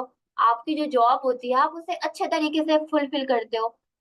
इसलिए न्यू पब्लिक मैनेजमेंट कहती है पब्लिक ऑफिसेज में भी कंपटीशन लाओ, कि आपको बोनस मिलेंगे या आपकी प्रमोशन होगी तो किस बेसिस पे होगी, आपकी परफॉर्मेंस पे होगी, आपकी सर्विस डिलीवरी पे होगी। अच्छा, हमने जो भी क्रिटिसाइज किया ब्यूरोक्रेसी को, जितने भी थ्योरीज में क्रिटिसाइज किया, क्या सिर्फ ये तीन चीजें लाके हमारी ब्यूरोक्रेसी या हमारी गवर्नमेंट बहुत अच्छी नहीं हो सकती? डिसेंट्रलाइजेशन से डिलेज नहीं होंगे, एफिशिएंसी से क्या होगा कि पब्लिक की जो मजबूरियां होंगी, उनकी जो सेटिस्फेक्शन होगी उस पर फोकस किया जाएगा। कंपटीशन होगी तो ये जो हमारे गवर्नमेंट ऑफिसेस में जो हमारे ऑफिशियल बेचारे पंखा चला के बैठे होते हैं, आप इवन अगर आप नेशनल बैंक में चले जाओ, स्टेट बैंक में चले जाओ, वो जो बैंकर्स होते हैं वो आपको खाने के लिए बैठे होते हैं, एक बात करो तो आपको ऐसे झिड़कते हैं, आप कहते हो कि मैं तो बात ही ना करूं। तो अगर कंपटीशन हो कि आप, अगर आपका कस्टमर सेटिस्फाई हो रहा है, अगर पब्लिक सेटिस्फाई हो रही है, तभी आपको बोनस मिलेगा, तभी आपको प्रमोशन मिलेगी। तो क्या ये सब चीजें ठीक नहीं हो जाएंगी? क्या हमारा सिस्टम इंप्रूव नहीं हो जाएगा? जरूर हो जाएगा। इसलिए आजकल जो एम्फेसिस होता है या फोकस होता है वो न्यू पब्लिक मैनेजमेंट पे होता है, और न्यू पब्लिक मैनेजमेंट की ये कैरेक्टरिस्टिक्स को ब्यूरोक्रेसी में फॉलो करने का कहा जाता है। ठीक है, क्लियर है गाइस?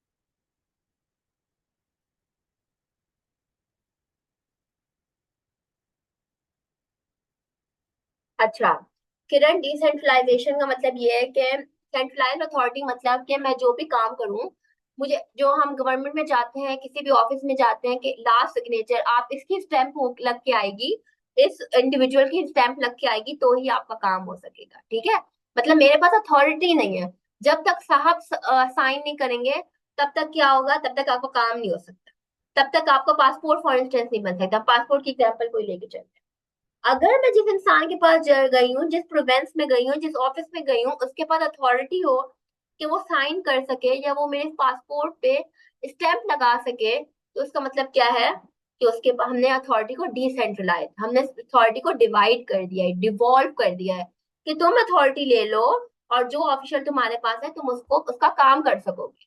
ठीक है, अगर हम सिंपल वर्ड में बोले तो डिसेंट्रलाइजेशन ये होती है। फरिया और वडेरे का बेटा, मैं आपको कहूंगी आप पर्सनल डिस्कशन जो है वो प्लीज आप अलग कर लें, क्योंकि पूरी क्लास जो है वो डिस्टर्ब होती है इस तरह। ठीक है। अच्छा, अब है हमारे पास इकोलॉजी ऑफ ब्यूरोक्रेसी इन पाकिस्तान। पाकिस्तान में क्या रही है इकोलॉजी, पाकिस्तान में अगर हम हिस्ट्री की बात करें, फिर करंट स्टेटस क्या है, पाकिस्तान में इशू क्या है, ये सब हम डिस्कस करेंगे अभी। हिस्टोरिकल कॉन्टेक्स्ट की बात करें तो पाकिस्तान की जो ब्यूरोक्रेसी है वो कॉलोनियल लेगेसी है। The bureaucratic structure in Pakistan has its roots in the British colonial administration. The Indian Civil Service, ICS, established by the British, laid the foundation for a highly centralized and hierarchical administrative system. After independence in 1947, Pakistan inherited this system, which became the Civil Service of Pakistan (CSP). अच्छा जी, हमने जो bureaucratic model जो inherit किया है वो colonial या British empire से किया है। सब कॉन्टिनेंट जब हमें फ्रीडम नहीं मिली थी, हम आजाद नहीं हुए थे, तब ब्रिटिश राज चलता था, ब्रिटिश एम्पायर चलती थी, एम्पायर की गवर्नमेंट चलती थी। तब उन्होंने इंट्रोड्यूस करवाया था ब्यूरोक्रेसी को इंट्रोड्यूस करवाया था सब कॉन्टिनेंट। फिर जब हमारी डिवीजन हुई, हमें आजादी मिली, अलग मुल्क बने, तो हमने इसको क्या कर लिया, इनहेरिट कर लिया। हमने अपने कंट्री के लिए क्या बनाया, अच्छा, जो पहले जो ब्रिटिश टाइम पे एग्जिस्ट करती थी ब्यूरोक्रेसी, उसको कहा जाता था द इंडियन सिविल सर्विस। आप पुराने अगर ब्यूरोक्रेट को देखो तो वो आईसीएस से थे, ठीक है। हमने उनको इनहेरिट किया और हमने एक सिस्टम बनाया ब्यूरोक्रेसी का, जिसे हम कहते हैं सिविल सर्विस ऑफ पाकिस्तान, ठीक है। स्ट्रक्चर और हायरार्की की बात करें तो पाकिस्तान में जो ब्यूरोक्रेसी है वो सेंट्रलाइज्ड है। अब हम बात किसका आया है, अच्छा मेरी स्क्रीन सबको विजिबल है या नहीं? इशरत को विजिबल नहीं है गाइस? आप सब लोग वो स्क्रीन विजिबल है? इशरत, आपका कोई पर्सनल इश्यू होगा आपके एंड से, आप रिज्वाइन करके देखो सेशन, क्योंकि सबको विजिबल है। अच्छा जी, centralized है Pakistan bureaucracy is highly centralised with significant power concentrated in federal institution. Bureaucrats के पास, जो प्रोविंशियल ब्यूरोक्रेट्स हैं उनके पास पावर्स तो हैं, मगर सिग्निफिकेंट पावर किसके पास है, फेडरल इंस्टीट्यूशंस के पास। प्रोविंसेस को 18 अमेंडमेंट के बाद पावर्स मिल गई थी, बट ज्यादा से ज्यादा जो हम अगर बात करें कि जैसे अगर हम घर की बात करें तो प्रोविंशियल जो गवर्नमेंट है वो हमारे घर की अम्मी है, और जो हमारी इस्लामाबाद गवर्नमेंट या फेडरल गवर्नमेंट है वो हमारे अब्बू हैं। मतलब जो भी काम अम्मी करेंगी उनको अब्बू से पूछना पड़ेगा। तो ये सेंट्रलाइजेशन होती है कि जो भी काम करना है, बट ज्यादा जो पावर होगी या जो अथॉरिटी होगी वो फेडरल इंस्टीट्यूशन के पास होगी। प्रोविंशियल इंस्टीट्यूशन के पास ज्यादा पावर नहीं होती, ठीक है। Provincial and local bureaucracies often function under the oversight of federal agencies. Provincial और लोकल ब्यूरोक्रेसीज काम करती हैं, बट ज्यादा वो किसके अंडर करती हैं, फेडरल एजेंसीज। अच्छा, वन मोर थिंग, अगर आप अभी पीएमएस करीब आ रहे हैं तो पब्लिक एडमिनिस्ट्रेशन आपका पीएमएस में भी इंक्लूडेड है, एक सब्जेक्ट है। और मैंने नोट डाउन किया था, मोस्टली जो है 80% 90% जो है वो सिलेबस सेम है।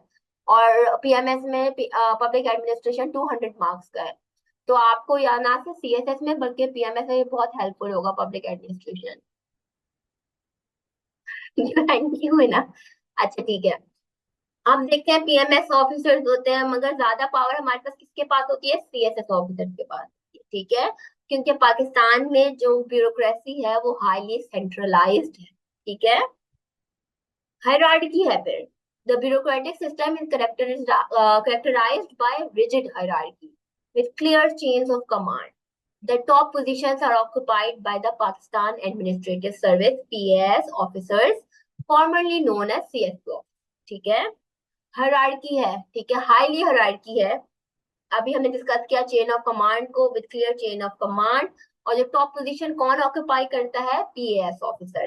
तभी जो सारे सीएसएस ऑफिसर होते हैं उनकी फर्स्ट चॉइस पीएएस होती है, बिकॉज ज्यादा अथॉरिटी जो होती है वो किसके पास होती है, पीएएस ऑफिसर के पास, पास ऑफिसर के पास होती है, ठीक है। की फीचर्स क्या है, merit based recruitment. The Federal Public Service Commission conducts competitive exams to recruit civil servants. However, the meritocracy is often undermined by political influences and nepotism. जहां तक मुझे आइडिया है तो ये सेकंड लाइन मैं नहीं कहती कि सीएसएस के लिए ट्रू है, बिकॉज सीएसएस, आपने पीएमएस के बारे में बहुत सुना है कि पीएमएस में होती है पॉलिटिकल इन्फ्लुएंसेस होते हैं, नेपोटिज्म होते हैं, बट मैंने आई थिंक सो मैंने सीएसएस का कोई केस नहीं, ठीक है। मैंने एक बार, मेरे एक टीचर थे, now he is secretary education, ठीक है, सीएसएस ऑफिसर 22 ग्रेड के। उन्होंने मुझे बताया था कि उनके गांव में एक गरीब किसान का बेटा था, उसने पीएमएस का एग्जाम दिया, उस टाइम पे बेनजीर शहीद मोहतरमा बेनजीर भुट्टो की गवर्नमेंट थी, और उस गांव के वडेरे को पता चला कि मेरे अंडर जो एक किसान काम करता है उसका बेटा ऑफिसर बनने वाला है। उसने पॉलिटिकल इन्फ्लुएंस चलाया और उसका पीएमएस का रिजल्ट रुकवा दी। बट उसको ये नहीं पता था कि उसी किसान के बेटे ने सीएसएस का एग्जाम भी दिया। सीएसएस का रिजल्ट आया, उसका PSP police service of Pakistan में हुआ, और जब उसका रिजल्ट आया और वो पुलिस ऑफिसर बन गया तो उसी सेम वडेरे ने उसके हम शायाना शान जो है वो एक तकरीब रखी और सेलिब्रेट किया कि हमारे गांव में गरीब का बेटा जो है पुलिस ऑफिसर बन गया। ठीक है। तो इन एग्जाम्पल से हाईलाइट हो जाता है कि पीएमएस वगैरह में तो अगर हम बोले तो काफी हद तक होता है पॉलिटिकल इन्फ्लुएंस और नेपोटिज्म, बट सीएसएस में ऐसा सच नहीं होता। ठीक है। अच्छा जी, फिर है फॉर्मलाइजेशन एंड रूल। अच्छा, ये सब सब चीजें पढ़ रहे हो, merit based recruitment, formalization and rule, specialization and training. क्या ये हम चीजें ये पढ़ नहीं चुके हैं? क्या मैक्स वेबर ने ये चीजें बताई थी ना? तो जब हम पाकिस्तान की ब्यूरोक्रेसी की बात करते हैं तो मैक्स वेबर जो है पाकिस्तान की ब्यूरोक्रेसी में आप बहुत अच्छी तरीके से अप्लाई कर सकते हो, क्योंकि ये सब चीजें मैक्स वेबर ने अपनी थ्योरी में बताई थी कि मेरिट बेस्ड रिक्रूटमेंट होनी चाहिए, फॉर्मलाइजेशन एंड रूल्स होने चाहिए, स्पेशलाइजेशन एंड ट्रेनिंग। तो जब भी ब्यूरोक्रेसी का क्वेश्चन आएगा पाकिस्तान में तो आप वेबर की थ्योरी जरूर डिस्कस करोगे। ठीक है। फॉर्मलाइजेशन एंड रूल्स की बात करें तो the bureaucracy operates through a well defined set of rules and regulations. However, adherence to these rules can be inconsistent and procedural delays are common. Rules वगैरह follow होते हैं बट इन रूल पे follow होना, consistent होना और जो delays हैं वो एग्जिस्ट करते हैं पाकिस्तान में। इसी वजह से हमारी ब्यूरोक्रेसी को क्रिटिसाइज किया जाता है। स्पेशलाइजेशन एंड ट्रेनिंग की बात करें, civil servants undergo rigorous training at institutions like the Pakistan Administrative Staff College and the National School of Public Policy. Despite this, there is often a gap between training and practical application. एक CSS officer जब CSS करता है उसके बाद जब उसकी पूरी recruitment होती है, सबसे पहले उनकी क्या होती है, उनकी जनरल ट्रेनिंग होती है, फिर उनके पास क्या होती है, फिर उनकी स्पेशलाइज्ड ट्रेनिंग होती है, फिर उनकी फील्ड एलोकेशन होती है, उसके बाद जाके वो 2.5-3 साल बाद अपनी जो पोजीशन है वो संभालते हैं। तो ऑफन क्रिटिसाइज किया जाता है ऐसे लोग जो सीएसएस के बारे में जानते नहीं है, वो कहते हैं कि बस 12 पेपर दे के सीएसएस बन जाते हैं। उनको ये नहीं पता कि उन 12 पेपर देने में एक कितनी मेहनत है और इतना कंपटीशन है, और दूसरा वो 12 पेपर देने के बाद भी उनकी एक अच्छी से 2.5-3 साल ट्रेनिंग होती है, तब जाके वो एक सीएसपी कहलाते हैं। ठीक है। तो क्या है, स्पेशलाइजेशन एंड ट्रेनिंग है, रिगरस ट्रेनिंग है। अच्छा जी, अब आते हैं challenges and issues. Political interference है, पैट्रोनेज सिस्टम है। Political leader often use bureaucratic appointments and transfers as tool for political patronage, undermining the neutrality and efficiency for the civil service. ठीक है। अच्छा जी, अब क्या है, आपने सुना होगा कुछ ऑफिसर्स होते हैं जो ईमानदार होते हैं, वो कहीं 6 महीने और साल भी अपनी सर्विस नहीं दे सकते, क्योंकि वो क्या करते हैं, पॉलिटिकल लीडर्स की बात नहीं सुनते। एक उनको एक जगह भेज देता है, दूसरा आता है वो दूसरी जगह भेज देता है, तीसरा आता है तीसरी जगह। तो जब तक वो उनके लिए एक पैटर्न के रोल फॉलो नहीं करते, जब तक वो उनके लिए फायदा मंद नहीं होते, तब तक वो उनको ट्रांसफर करते रहते हैं। इस वजह से जो हमारे सीएसएस की या ब्यूरोक्रेसी की न्यूट्रलिटी और एफिशिएंसी कॉम्प्रोमाइज होती है, उसका रीजन यही पैट्रनेज पॉलिटिकल सिस्टम है। जो जितना फायदे का होगा उसे उतना अच्छी जगह पे एलोकेशन होगी और उसे उतना ही जरूरत के हिसाब से चीजें मिलेंगी, उसकी प्रमोशन होंगे, उनको बोनसेस मिलेंगे और उनको ट्रांसफर नहीं होगा। ठीक है। इस वजह से ब्यूरोक्रेट्स का फ्रीक्वेंट ट्रांसफर्स होता है, bureaucrats are frequently transferred disrupting continuity and long term plan. ठीक है। फिर corruption. Corruption is a significant issue within the bureaucracy, affecting the delivery of public services and eroding public. अच्छा जी, मैंने उन्हीं sir की example दी। उन्हीं सर ने हमें एक चीज बताई थी क्लास में, उनका नाम सर नूर अहमद सम्मो है। खैर, उन्होंने हमें बताई थी कि उनकी कोयटा में एलोकेशन होती है। अच्छा, मेरा सेशन ऐसे ही होता है, मैं साथ साथ बातें करती रहती हूँ, स्टोरी सुनाती रहती हूँ, क्योंकि उसके बगैर सेशन में ना इंटरेस्ट नहीं पैदा होता। इंटरेक्टिव ना हो जब तक आप चीजें नहीं करो ना, तो ना मेरा इंटरेस्ट बिल्ड होगा ना आपका इंटरेस्ट बिल्ड होगा। उन्होंने बताया कि उनके बलूचिस्तान में एलोकेशन होती है, तो उनके जो सीनियर थे वो उनको बताते हैं कि उनको डिनर पे लेके जाते हैं फर्स्ट डे, और उनको कहते हैं यार मैं बहुत थक गया हूँ और मैंने 200 साइन किए हैं, 200 डोमिसाइल पे साइन किए। अच्छा जी, अब सीएसपी में ये मशहूर है कि जो बंदा सिग्नेचर काउंट करता है या डोमिसाइल में, तो अगर वो फॉर इंस्टेंस सिग्नेचर कर रहा है, तो जो बंदा सिग्नेचर पे साइन करते हुए गिन रहा है ना, का मतलब क्या है कि वो पैसे ले रहा है, करप्शन कर रहा है, क्योंकि जितने वो साइन करेगा उतने उसे पैसे मिलेंगे। देख रहे हैं, यहाँ इस हद तक करप्शन होती है, ठीक है। अच्छा, फिर जनरलाइजेशन है कि आप हर सीएसपी को, हर ब्यूरोक्रेट को क्या बोल देते हो, जनरलाइज कर देते हो कि करप्ट है। पाकिस्तान का सबसे बड़ा इशू यही है कि आप एक डाला देखोगे, आप एक गाड़ी देखोगे, गार्ड के साथ जाते हुए आप कहोगे कोई जा रहा है, वडेरा जा रहा है, या इसका हराम का पैसा। तो हमारी, अगर हम एज अ नेशन देखें, तो सबसे बड़े यही फॉल्ट है कि क्या पता उसने हलाल का कमाया हो, उसने मेहनत से कमाया हो, वो उसे वाकई सिक्योरिटी की नीड हो, उसे वाकई गार्ड की नीड हो। तो हमारे पाकिस्तान का एक बहुत बड़ा डिलेमा है कि हम जनरलाइजेशन कर देते हैं। करप्शन है, वाकई है, बट ऐसे भी सीएसएस ऑफिसर, ऐसे भी ब्यूरोक्रेट्स हैं जो पूरी जिंदगी एक घर नहीं बना सकते, या वो अपना इलाज भी नहीं करवा सकते, ठीक है।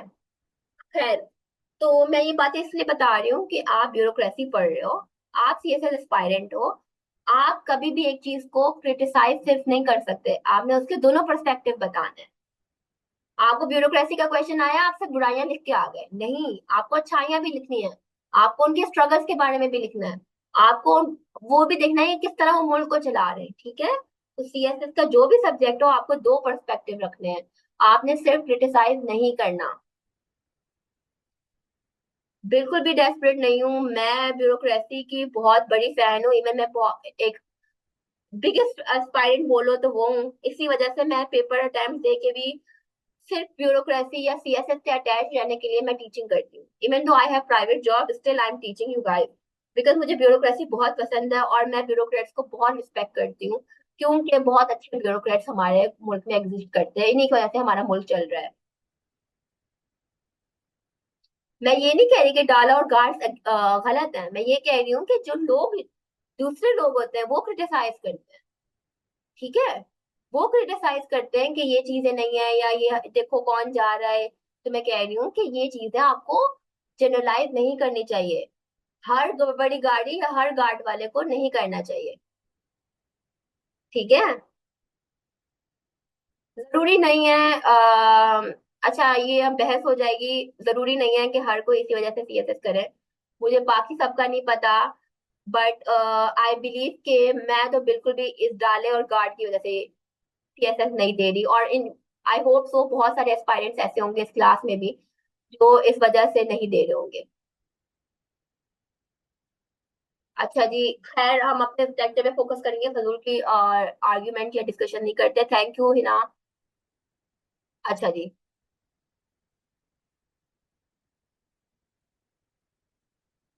देखें अभी अहमद आ गए, ठीक है।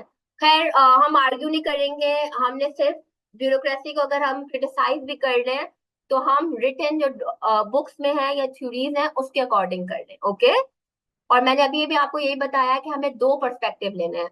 अगर आप करप्शन की बात कर रहे हो, तो आप उनकी स्ट्रगल्स की भी बात करोगे कि उनकी लो इन सैलरीज होती हैं, इस वजह से करप्शन होती है। एक अच्छा एस्पायरेंट वही होता है जो हमेशा दो पर्सपेक्टिव देखे, ठीक है। अच्छा जी, करप्शन की बात की, फिर हम एंटी करप्शन मेजर्स देखें। अगर करप्शन होती है तो हमारे पास वेरियस एंटी करप्शन बॉडीज भी हैं, like the national accountability bureau, NAB exist करता है, ठीक है। ऑल दो इसकी इफेक्टिवनेस का क्वेश्चन किया जाता है, बट गवर्नमेंट के थ्रू नैब एग्जिस्ट करती है, जो एंटी करप्शन बॉडी है। अहमद, ये सारी डिस्कशन ना हम लेक्चर के एंड पे करते हैं, ठीक है। अच्छा जी, अब है कैपेसिटी एंड एफिशिएंसी की बात करते हैं। रिसोर्स कंस्ट्रेंट्स हैं, bureaucracies at provincial and local level often suffer from inadequate resource and capacity.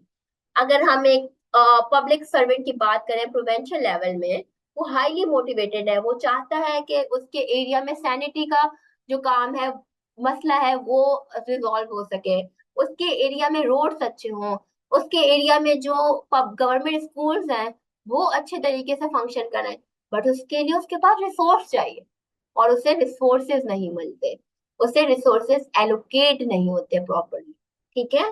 फिर हम बात करते हैं इनएफिशिएंसी की। Bureaucratic procedures are often slow and inefficient, leading to delays in decision making and service delivery. इस efficiency का delays का कौन मुझे आंसर देगा कि क्यों इनएफिशिएंसी या डिलेज है? हमने डिस्कस किया था अभी। बिल्कुल रिकॉर्डेड लेक्चर होगा, आपको रिकॉर्डेड लेक्चर मिल जाएगा। प्रोसीजर्स, या बिल्कुल प्रोसीजर्स, यस। रिटन रूल्स और रेगुलेशंस हैं, हमें प्रोसीजर्स फॉलो करने हैं, इस वजह से इनएफिशिएंसीज। बिल्कुल आयशा। अच्छा, जो भी मैसेज कर रहा है वो डायरेक्ट मैसेज करे, मुझे मैसेज ना करे, ग्रुप में मैसेज करे, ताकि आपके सब जो आपके पॉइंट्स है वो सब पढ़ सके, ठीक है? अच्छा जी, फिर अकाउंटेबिलिटी एंड ट्रांसपेरेंसी की बात करते हैं। लैक ऑफ अकाउंटेबिलिटी है। There is often limited accountability for bureaucrats, partly due to weak oversight mechanism and legal protection, ठीक है? ट्रांसपेरेंसी इश्यूज हैं। Transparency in bureaucratic process is limited which foster corruption and efficiency.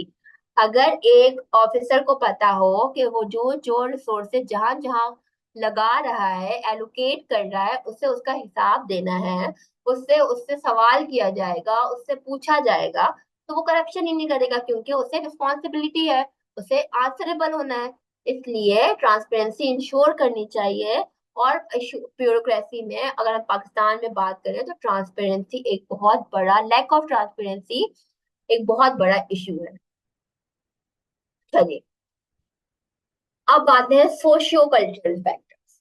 Patriarchal norms हैं। Gender dynamics within the bureaucracy reflect broader societal norm with women often underrepresented in senior position. अच्छा, फिर क्या है? Patriarchal norm है, हर जो exist है कि women जो है वो ज्यादा अच्छी तरीके से फंक्शन नहीं कर पाती, ज्यादा रिस्पॉन्सिबिलिटीज नहीं ले सकती, उनको फैमिलीज रन करनी होती हैं, उनके ऊपर रिस्पॉन्सिबिलिटीज होती हैं। तो ये पेट्रियार्कल नॉर्म जो है वो हमारे ब्यूरोक्रेसी में भी एग्जिस्ट करते हैं, ठीक है? फिर एथनिक एंड रीजनल डिस्पैरिटीज है।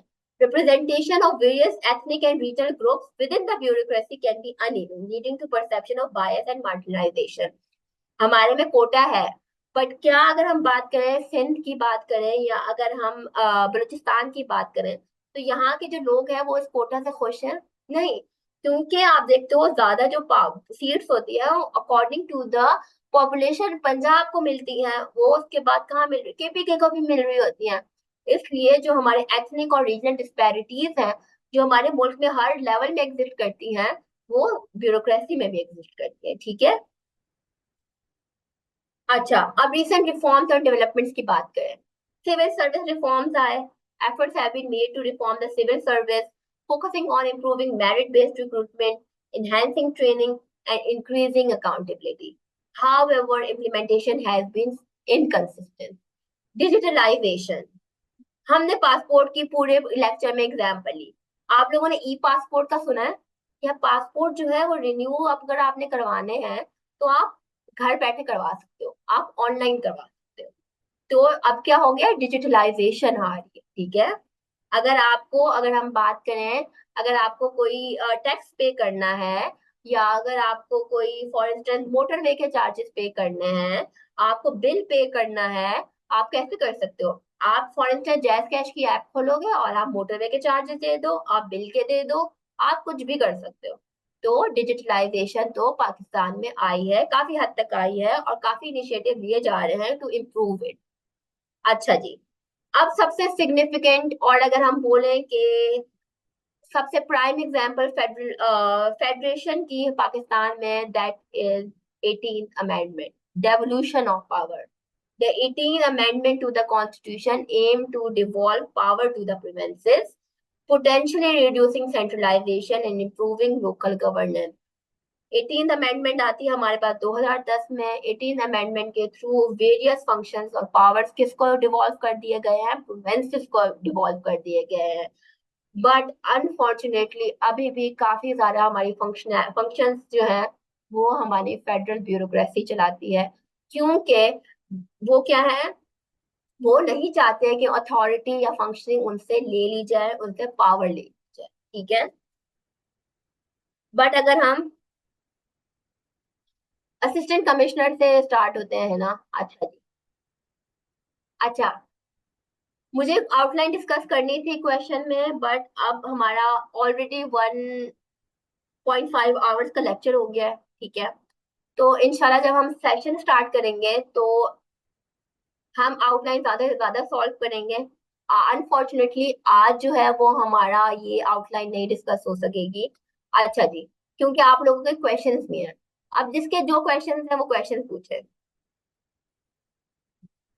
आयशा, सैंपल पेपर मैं अपना भी दिखा दूंगी, आप सेशन ज्वाइन करोगे इंशाल्लाह सैंपल पेपर सब कुछ दिखा दूंगी। हिना, किरण किसके डिपार्टमेंट, स्कूल एजुकेशन डिपार्टमेंट का सीईओ भी ब्यूरोक्रेट? नहीं नहीं, ब्यूरोक्रेट वो छोटे पोजीशन होती है। ब्यूरोक्रेट जो है वो एजुकेशनल लेवल पे होते हैं, एजुकेशनल सेक्रेटरीज होते हैं और इस तरह का होता है।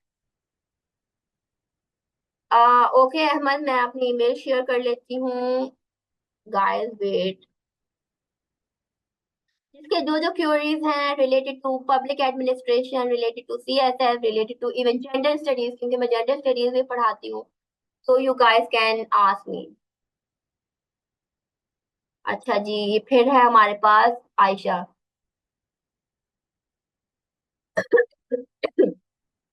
आयशा, एक में बहुत इंपॉर्टेंट बात अच्छा, जो मुझे डायरेक्ट मैसेज कर रहे हैं काइंडली वो डायरेक्ट मैसेज ना करें, वो ग्रुप में करें। पब्लिक एडमिनिस्ट्रेशन है जीपीपी में मैं से zoology स्टूडेंट के लिए।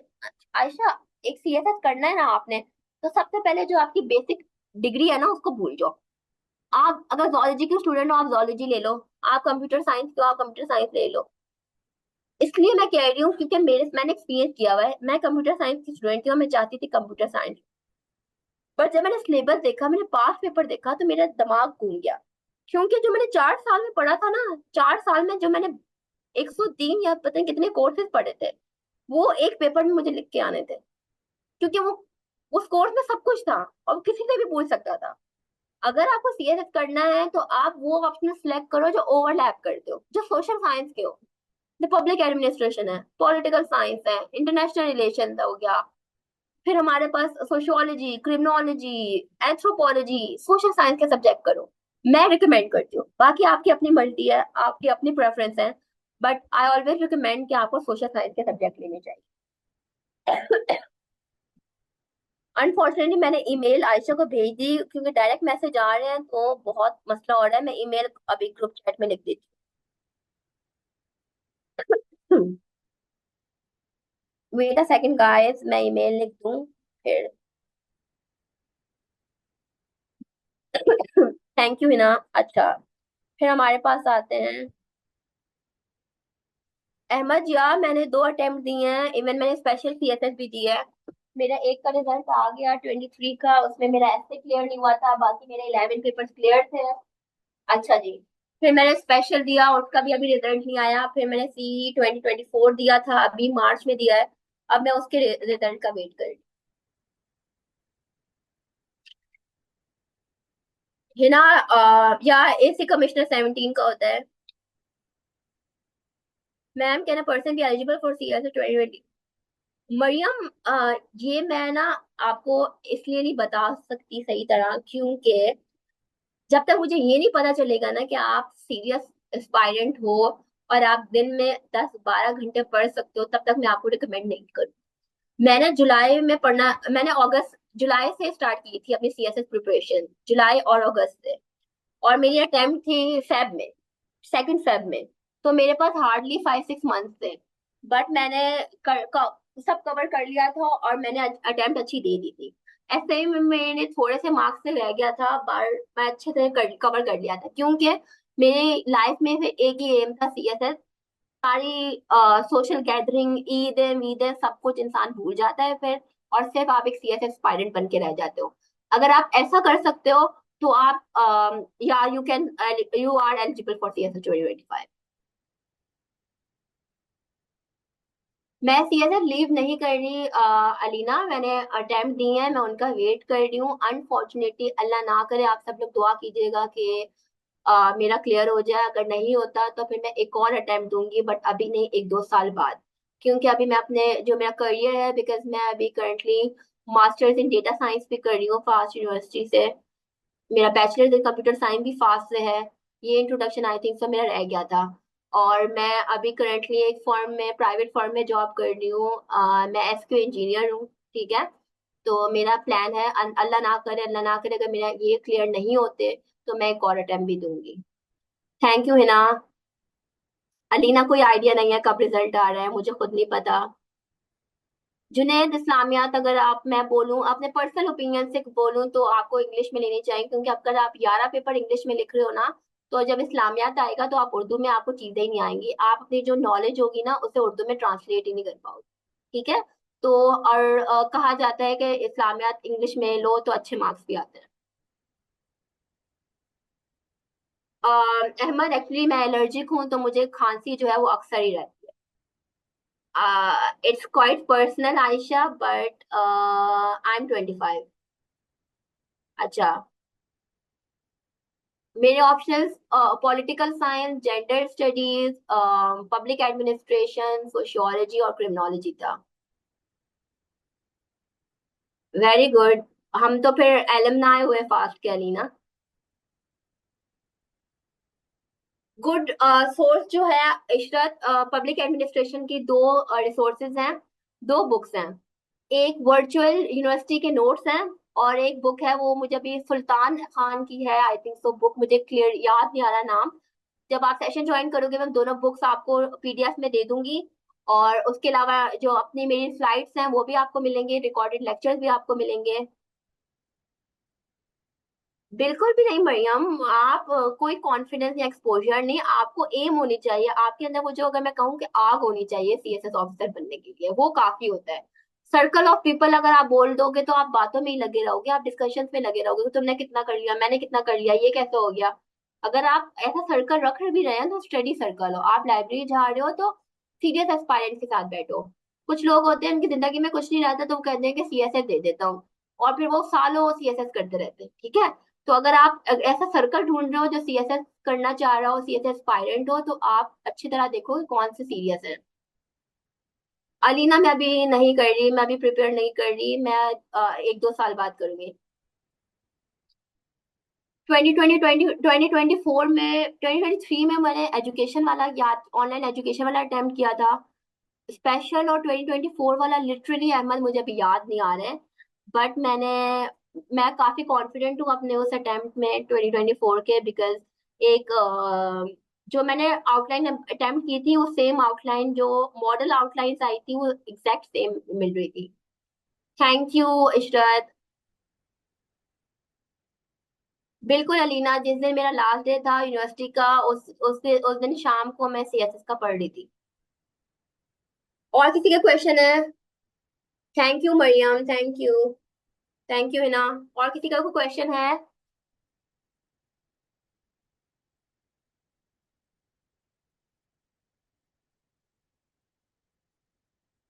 थैंक्स अलीना। अच्छा जी, सेशन, खैर मुबारक, खैर मुबारक, thank you Ahmad, thank you Alina. अच्छा जी, आई थिंक सो फिर हम अपना सेशन ये एंड करते हैं, और उसके अलावा आप कोई जो आप सर अल्ताफ को मैसेज कर दीजिएगा, सर अल्ताफ आपको रिकॉर्डेड लेक्चर भी दे देंगे, स्लाइड भी प्रोवाइड कर देंगे, और सेशन की जो डिटेल्स है वो भी आप सर अल्ताफ से ले लीजिएगा। एक क्वेश्चन की length Ayesha 6 to 8 pages. Ahmed, जब आप सेशन इनरोल करोगे ना तो सर एक ग्रुप बनाएंगे, उस ग्रुप में आप मेरा नंबर लेके आप मुझे मैसेज कर दीजिएगा। इवन दो मेरे जो जेंडर स्टडीज जो बैच कंप्लीट हो चुका है, वहाँ के भी मेरे स्टूडेंट्स मुझे फ्रीक्वेंटली मैसेजेस करते रहते हैं, और इवेल्युएशन करवाते रहते हैं, क्योंकि जो स्टूडेंट्स मुझे लगते हैं कि वो सीरियस हैं, वो मोटिवेटेड हैं, तो मैंने उनसे प्रॉमिस किया था कि उनके अटेम्प्ट तक मैं उनको अनलिमिटेड इवेल्युएशंस जो है वो दूंगी, उनको फीडबैक दूंगी। बिल्कुल आयशा, रेफरेंसेस देने आयशा, फर्स्ट ऑफ ऑल आप ग्रुप में मैसेज करेंगी अब, क्योंकि मैं कोई रिप्लाई नहीं करूंगी अगर आप मुझे डायरेक्ट मैसेज करेंगी। बिल्कुल देने होते हैं। वन मोर थिंग, आपके साथ नेक्स्ट लेक्चर होगा हमारा, बिल्कुल मेरे साथ ही होगा, पब्लिक एडमिनिस्ट्रेशन का सेशन मैं ही करूंगी। No problem Ahmed. अच्छा जी, और किसी की कोई क्वेरी है या हम सेशन एंड कर दें? मेरा जेंडर स्टडीज का भी बैचेस होते हैं, अगर आप जेंडर स्टडीज में भी इंटरेस्टेड हो तो यू कैन मैसेज सर, ठीक है, पब्लिक एडमिनिस्ट्रेशन के बाद फिर मैं जेंडर स्टडीज का बैच 2 स्टार्ट होगा। अच्छा जी, आप मरियम सरलताफ को मैसेज कर दो। आप जिस ग्रुप के थ्रू लिंक आए हो, आप सरलताफ को मैसेज कर दो। Thank you so much Ahmed. वैसे फास्ट के बाद भी सीएसएस करने का कैसे सोचा उस वक्त आपने? क्योंकि मैं बचपन में बहुत नॉवेल्स वगैरह पढ़ती थी आयशा, और वहां पे सीएसएस ऑफिसर्स होते थे। और मेरे अब्बू, एक्चुअली वी आर 7 सिस्टर्स, और मेरे अब्बू का एक ड्रीम था कि मैं उनकी एक बेटी सीएसएस ऑफिसर बने। तो इसलिए, और मैं मुल्क के लिए कुछ करना चाहती थी। मेरे पास अपॉर्चुनिटी थी ग्रेजुएशन के बाद, या तो मैं जर्मनी जाके मास्टर्स करूं या सीएसएस करूं। तो मैं नहीं चाहती थी कि मैं अपने मुल्क से डिग्री लेके बाहर के मुल्क में जाके सर्व करूं। तो ये रीजन थी मेरे सीएसएस करने की। और जब मैंने सीएसएस की प्रिपरेशन स्टार्ट की तो मुझे सीएसएस से प्यार हो गया। मतलब मुझे बहुत पसंद है सीएसएस का पढ़ना और पढ़ाना। किरण, जब आप इनरोल करोगे तो आप मेरा व्हाट्सएप नंबर ले लीजिएगा, और आप मुझे जो भी मैसेज करना हो, अभी मैंने आपको ईमेल दिया है, आपकी कोई क्वेरी हो तो आप ईमेल कर सकती हैं, ठीक है? अभी तो कुछ अचीव नहीं किया लीना, अभी तो बहुत कुछ रहता है। ठीक है जी। अच्छा गाइस, बातें हमारी होती रहेंगी इंशाल्लाह। आई होप सो कि मैं आप सब लोगों को सेशन में देखूं। सेशन में भी हमारी बहुत इंटरेक्शन होती है, बातें होती रहती हैं। आई होप सो कि आप लोगों को लेक्चर अच्छा लगा होगा। काइंडली आप ग्रुप में रिव्यू दे दें। It would be beneficial for me. Thank you so much, it was a wonderful session with all of you guys. Ahmad, PS and police service of Pakistan, PSP. Okay guys, अल्लाह हाफिज। अल्लाह हाफिज, अल्लाह हाफिज, टेक केयर। ईद मुबारक, हज मुबारक।